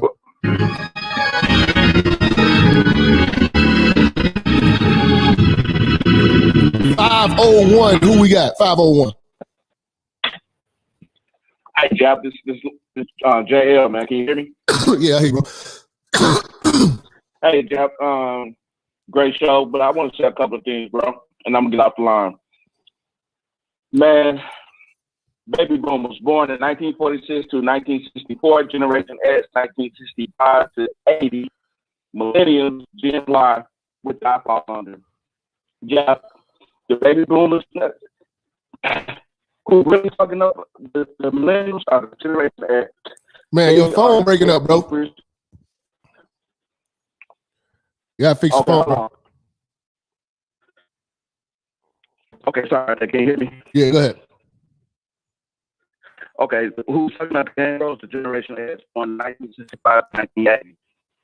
All right, the phone breaking up, big dog. You gotta call back, bro. I apologize, man. Blessings to you, family. Let's see. Let me take another call. 803. Yo, what's good, man? What's going on, family? Hey, nothing. Hey, I got a little quick story, right? Good. Everything you say is on point. Because the whole time I was growing up, my mama always complained about how tight my daddy is on the dollar. Mm-hmm. She always told me, hey, your dad, he don't like to spend no money. Further along as I get older comes my stepmama. Stepmama wants to shop at Neiman Marcus and all that stuff, right? Mm-hmm. My daddy wasn't bullish. You know what happened? Here we go, 25 years later, you know what happened? My daddy bought 8 acres of land in the house to leave to me and to leave to his grandkids. There you go. That's what happened. Now the women never leave us shit. Now, you know that, right? You know these women never leave shit. Yo. Hey, you breaking up. I said these women never leave shit for the kids. That's right. That's right. All they want to do is spend. And this is another conclusion that I come to, right? By stage, the old comfortable niggas always shut their thinking off. You follow me? Yeah. They always, it's somewhere between age 50 and 60 where they shut off. It's like nothing innovative to get through them. And they just shut off at 50. They thinking, being open-minded, all it's just gone. Feel me? Yeah. They can't hear any new information. Don't learn anything. Like, oh my, learning. I remember it was like put teeth to get my folks to start just using text message. All that text message, y'all just call me. Fuck all that. I'm like, oh man. Now you can't get them to stop texting. You know what I'm saying? But they had it forced. And as I said, it's like this is a generation that talked all this shit about technology. And now you gotta use it, and then you pick and choose when it counts. Right. Yeah, man. Right. Hey, Right. I'm finna do the Zoom calls, man. This blog talk shit is fucking up, man. I appreciate the call, dog. I'm complaints. Y'all saying the blog talk fucking up. Let me I'm gonna share the link, and whoever want to come in, I'm gonna shut blog talk down, and we're gonna post the link. I need all my mods to post the link. Hold on, let me do that. Here we go. We're gonna post the link because they saying blog talk is fucking up. All right. I posted the link. All my mods, make sure y'all share the link. Keep sharing the link. Whoever want to come in and talk, just hit the link. Let me shut blog talk down. It's getting tired.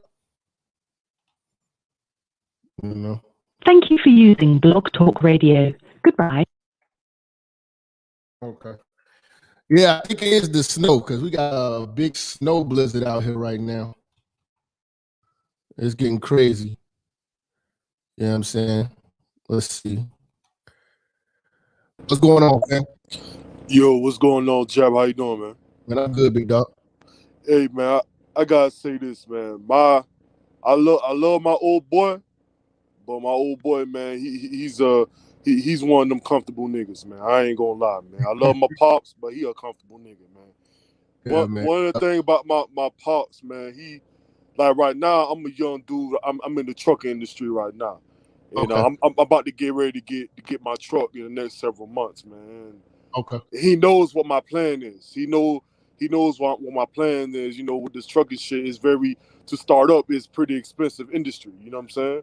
Okay. So I'm close to my goal, and he over here. He just a couple months ago, he was asking me for $2,000. I'm like, Pops, I can't give you $2,000 right now. I'm saving up to do what I need to do.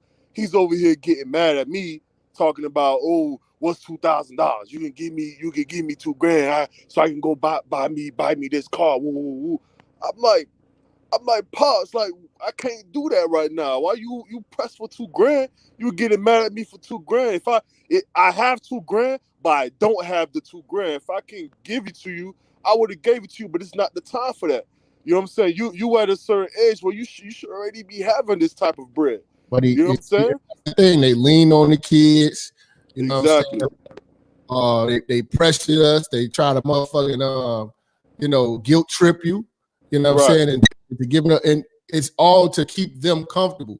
You ain't gonna be able to build still trying to fix their bullshit. Exactly. But they're not thinking about that. Exactly. And that's the same thing that's going on with my homeboys. I got one of my homeboys. He run his own tax business, and he got his mom got him remodeling the whole house, got him buying like frivolous things that about him buying all type of TVs. I'm like, bro, listen, bro. Like, bro, you making your money. You supposed to be using this money that you're making to reinvest into your business and stop throwing out your money to people. It could be your own mama, your own parents. You gotta learn to tell them no, because if you don't start telling them no now, when you start making money, you just started now, forever you're gonna, that one time you tell them no, they're always gonna try to use some shit against you, talking about, oh, I raised you to get to the point where you at, and you gonna tell me no. How you gonna tell? Like, yo, man, I don't know, man. Our last generation, man, I agree with you, man. I love my parents, but man, they gotta go, man. I'm gonna go ahead and let you go, brother. Thank you, man. Appreciate you, bro. Yeah. Bro went in. Let me see. Yo, who we got on the line, man? Paw Patrol. What the fuck is this about? Yo. Let me kick you out. Kick from the studio. Yo, if you come in here, you ain't got no picture of your profile and you're looking goofy, man, I'm kicking you out. Yo, who we got? Yo, what's good, Jap? It's Face Facts checking in from Brooklyn. What's going on, fam? Yo, I'm going to tell you one thing. You 100% right with this comfortable nigga, right? Yeah. I mean, I'm a millennial. I'm 35, and I work with a bunch of comfortable niggas. Like, I'm fortunate enough that I slipped through the crack, so I'm probably going to be one of these comfortable niggas, but I still think, like, you and a lot of these Red Pill guys, like, these comfortable niggas, are the puppies of the original German Shepherds. Oh shit.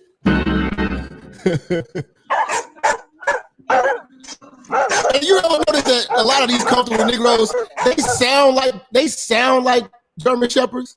Like if you close your eyes, you can kind of just imagine these niggas talking with their hands on their hips. They be sassy, man. Like 100. Like, it's a lot of that. And I work with so many of them that can retire because they have the time and the age, but they can't because their finances aren't together. Ooh. Or they got kids. See, what's crazy to me is my experience is I work with them because I've been in the job since 28, and what they tell me is, oh well, my son is your age, my daughter's your age, and I always hit them with the, oh well, what are they doing? Well, they ain't got their life together, and I'm always looking at them like, well, what did you prepare them for? They say, oh, well, I fed them and I put a roof over their head, and that goes to your bare minimum point, and then.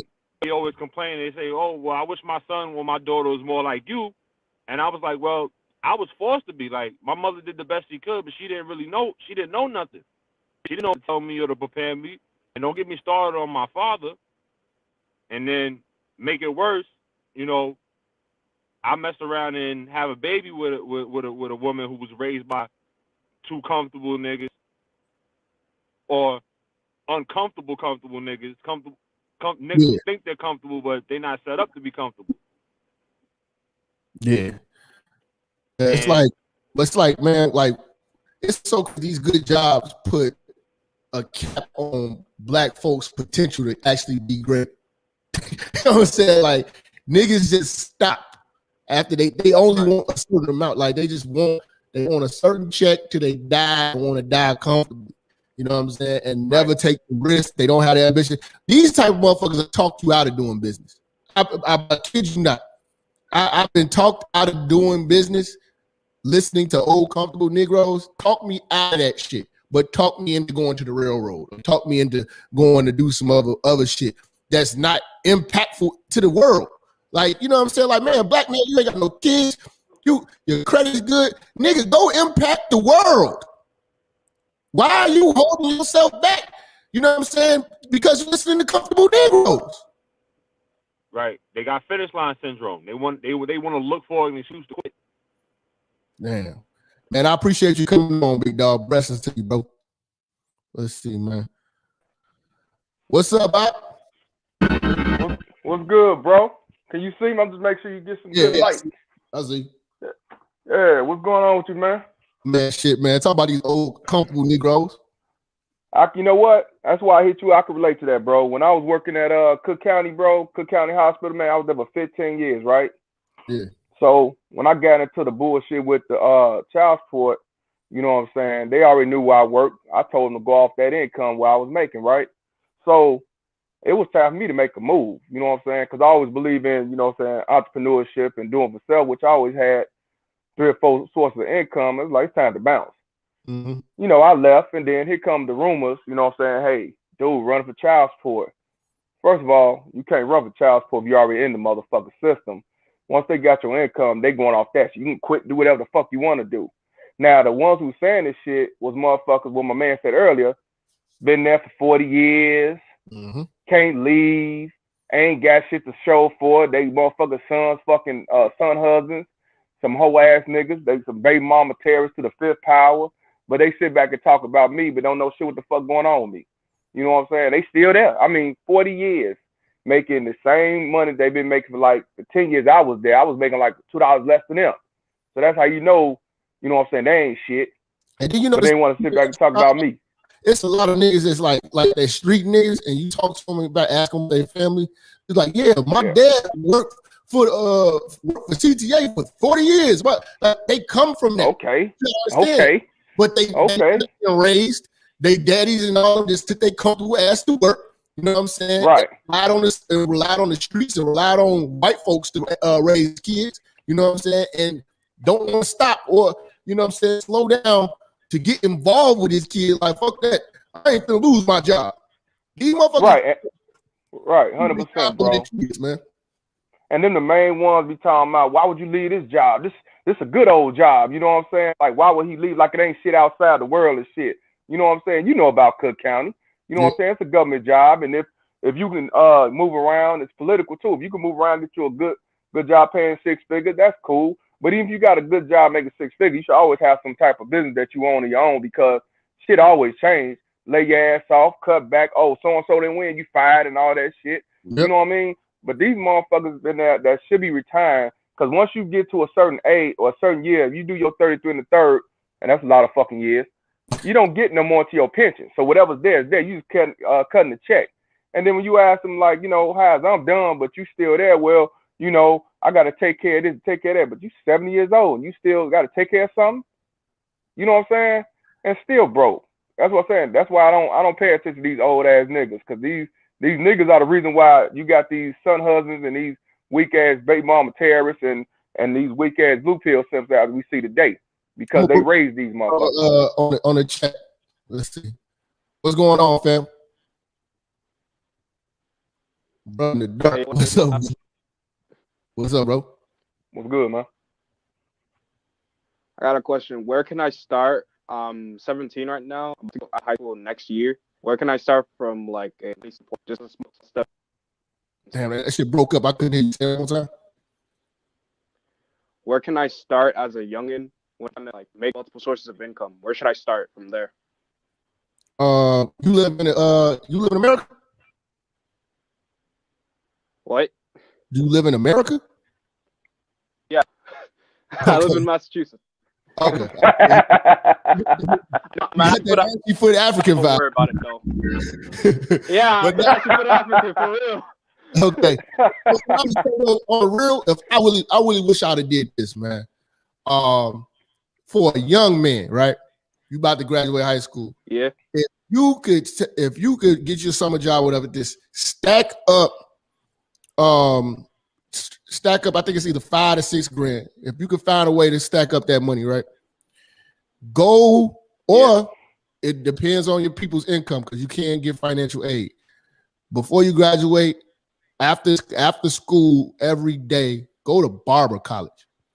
Because by the time you go to school, you know what I'm saying, all your friends, you cut their hair, you always make money, you always have money in your pocket all the time while you figure this shit out. You know what I'm saying? Like, that's a nice ass hustle. Even I mean, it could be a career as well too, but I know it was one of my homeboys named Winston.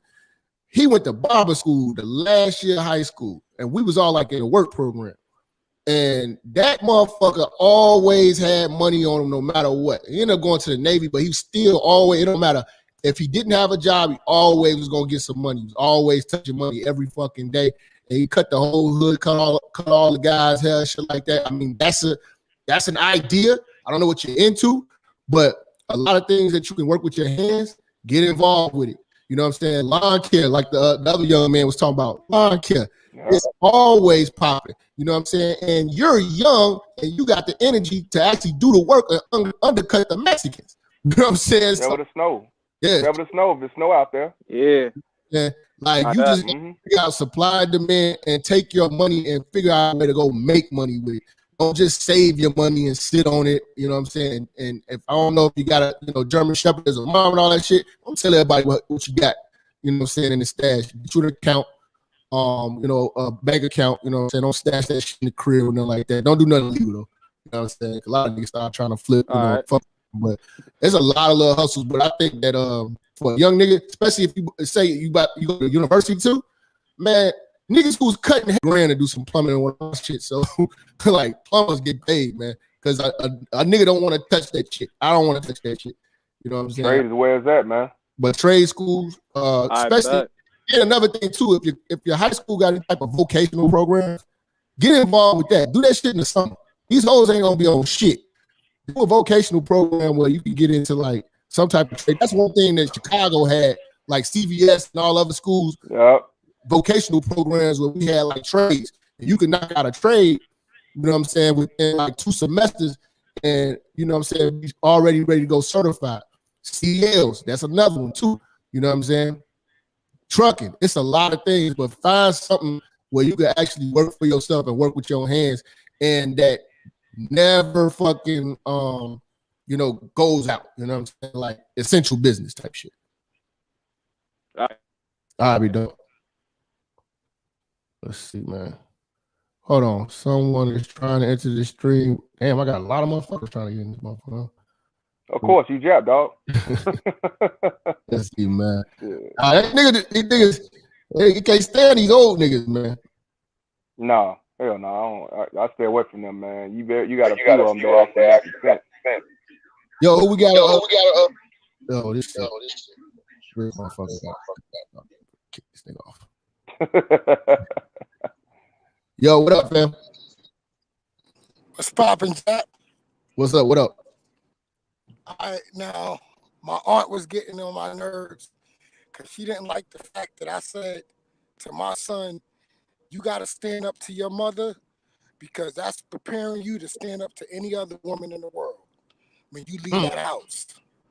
And Jap, do you think I'm wrong for telling my son that? Hell no. Nope. No, let me because tell you. a lot of times, a lot of these young boys' setbacks is doubling back to try to fix their mama and try to be the man to their mama. Yeah, you know? I don't want my son bringing his check home, giving it to her. No, hell no. You know, I'm not giving up on my son. I told my son, anytime you want to come to me, I'm right here. But he up in New York City, and he don't like Philadelphia. So I can't blame him, but he's 17 years old. And I told him like this. I said, take control of your life. You see how I talk to my mother? That's how you talk to your mother. I showed my son better than I told him. Now, my brothers and them don't stand up to my mother, but I'm standing up. Okay. My mother's not allowed to talk to me any kind of way. And you damn right. I said she's not allowed. I don't believe that part of the Bible. I'm sorry. You got to honor me for honoring you. Fuck that. You won't get me with that biblical shit. You know? Now, I respect the church. But minister, you the true minister. You spitting them facts. You helping us. You doing the work. Appreciate it, Damn, big I dog. miss that goddamn church music. I got you, bro. Let's see, man. There's a lot of brothers. Phones is fucked up out here, right? Yeah, it is, bro. We got this snowstorm. Let's see. Look at these pictures, man. What y'all doing? What's Hey, what's up, Joe? I'm just laughing because you're talking about my little avatar. But man, I had to get in on this about this conversation because the thing is, I live in North Florida and I see a lot of people giving up inheritances. Like a lot of black folks, like I'm black myself, so. And my dad used to tell me, he was like, "Don't ever mortgage your home or your land because that's the wealth and the blessing." And when I was a kid, I was like, what the hell is that supposed to mean? And then I got with my ex, we had a kid, and yeah, I needed that land and that house. And that was another thing. Like you had a lot of boomers and stuff trying to tell me, oh, that house your daddy left you is raggedy as hell. You need to tear it down. You need to tear it down. And so, and before he died, he was like, son, I'm sick. If you don't listen to nothing else, don't tear this house down. You just need a little work. And that's it. They trying to tell you to get into more debt and put you in a trick bag. And then come to find out, yeah, it was some stuff like that because nowadays, if you got a plot of land, a lot of these home places, they want you to put your land up as collateral. And if you default on the home loan, they can take your damn land. I was like, oh hell no. I'm like, I'm not doing that. And I'm like, why y'all trying to set us up for some fucking failure, man? I'm like, you just can't never set us up for success. They never laced us with game. You know what I'm saying? Like again, what he did for you, he laced you with the game. And it was the long move. See, everybody else, like I said, the comfortable niggas, they just trying to be comfortable for them. They ain't thinking about us. They didn't think about us. You know what I'm saying? They didn't. Right. You know what I'm saying? Because if you think about it, if these motherfuckers was working 40, 50 years at these places, they would have something that we could work for. Right. We don't get shit from them. Well, see, my old man, he was from the silent generation, so that was like right before the boomers. But my mama, she's a boomer. and they got two different ideologies. And like she's 68 now. My dad passed on in 2016, but he left me with some good game because like once I started applying it, man, it's like, oh shit just started taking off for me. So that being said, I was just sitting down with my mama one day because all of them was like, yeah, you need to go out, strike it on your own and do these things. I was like, well, our family left us some land here, homes and stuff like that, and people don't want it. They say like, well, there ain't no opportunity here, so we got to go to the big city. And so, I'm sorry, slavery voice is hilarious. Appreciate it. Like slaves, man. They be killing me. That's the way it was. And I had sat down and asked my mama recently. I was like, all of your friends and your classmates, what happened when they got older after they moved to the big city? Did they come back or did they keep them homes and stuff that they got? And she was like, some sold their home, moved to a retirement community or older folks' home, or some came back and they got a mobile home or whatever house that was there from a previous generation. They remodeled the home. Every generation is supposed to be doing better than the next. You know exactly. And that's what my dad taught me. And the way that we moving is just terrible. If all your people's got his jobs and degrees and you stand there and inherit shit, it's about time that you take the reins and change the goddamn tradition. You know what I'm saying? Like, I'm personally making it my business to change the tradition. I'm not having a child or any of that shit until I have a flourishing business. You know what I'm saying? Because at the end of the day, you know what I'm saying, all this other shit, these jobs and shit, it don't count. You know what I'm saying? It don't count.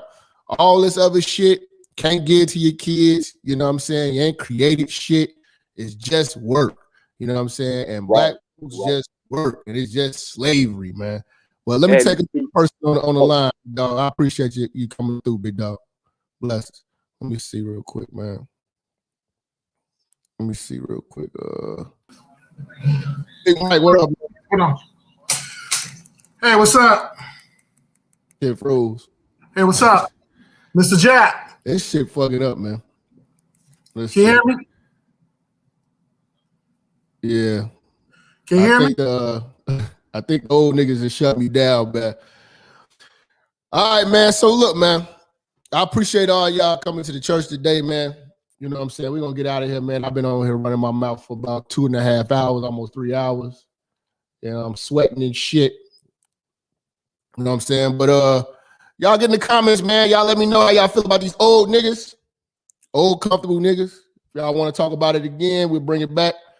But I appreciate all y'all. I'm going to leave y'all with Brother Rance, and we're going to get up out of here.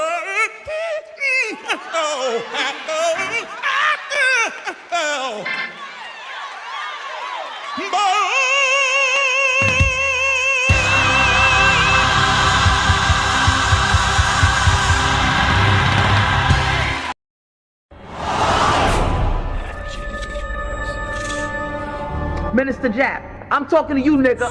Yeah, I got a kid. I got 2 daughters and a son. You hear me? Black women are bad mothers. And that's why you having a baby by the motherfuckers you had a baby with is your fault. That's why you being a single mother is your fucking fault. That's why being a baby daddy ass nigga is your fault. Live from the church. Church check in. It's Minister Jap. Black women, they're some of the most worst bitches on with money, but yet they're still taking trips and they look fly doing. They are the flyest broken bitches you're gonna ever deal with. On Minister Jap TV. Church check in, man. Church check in.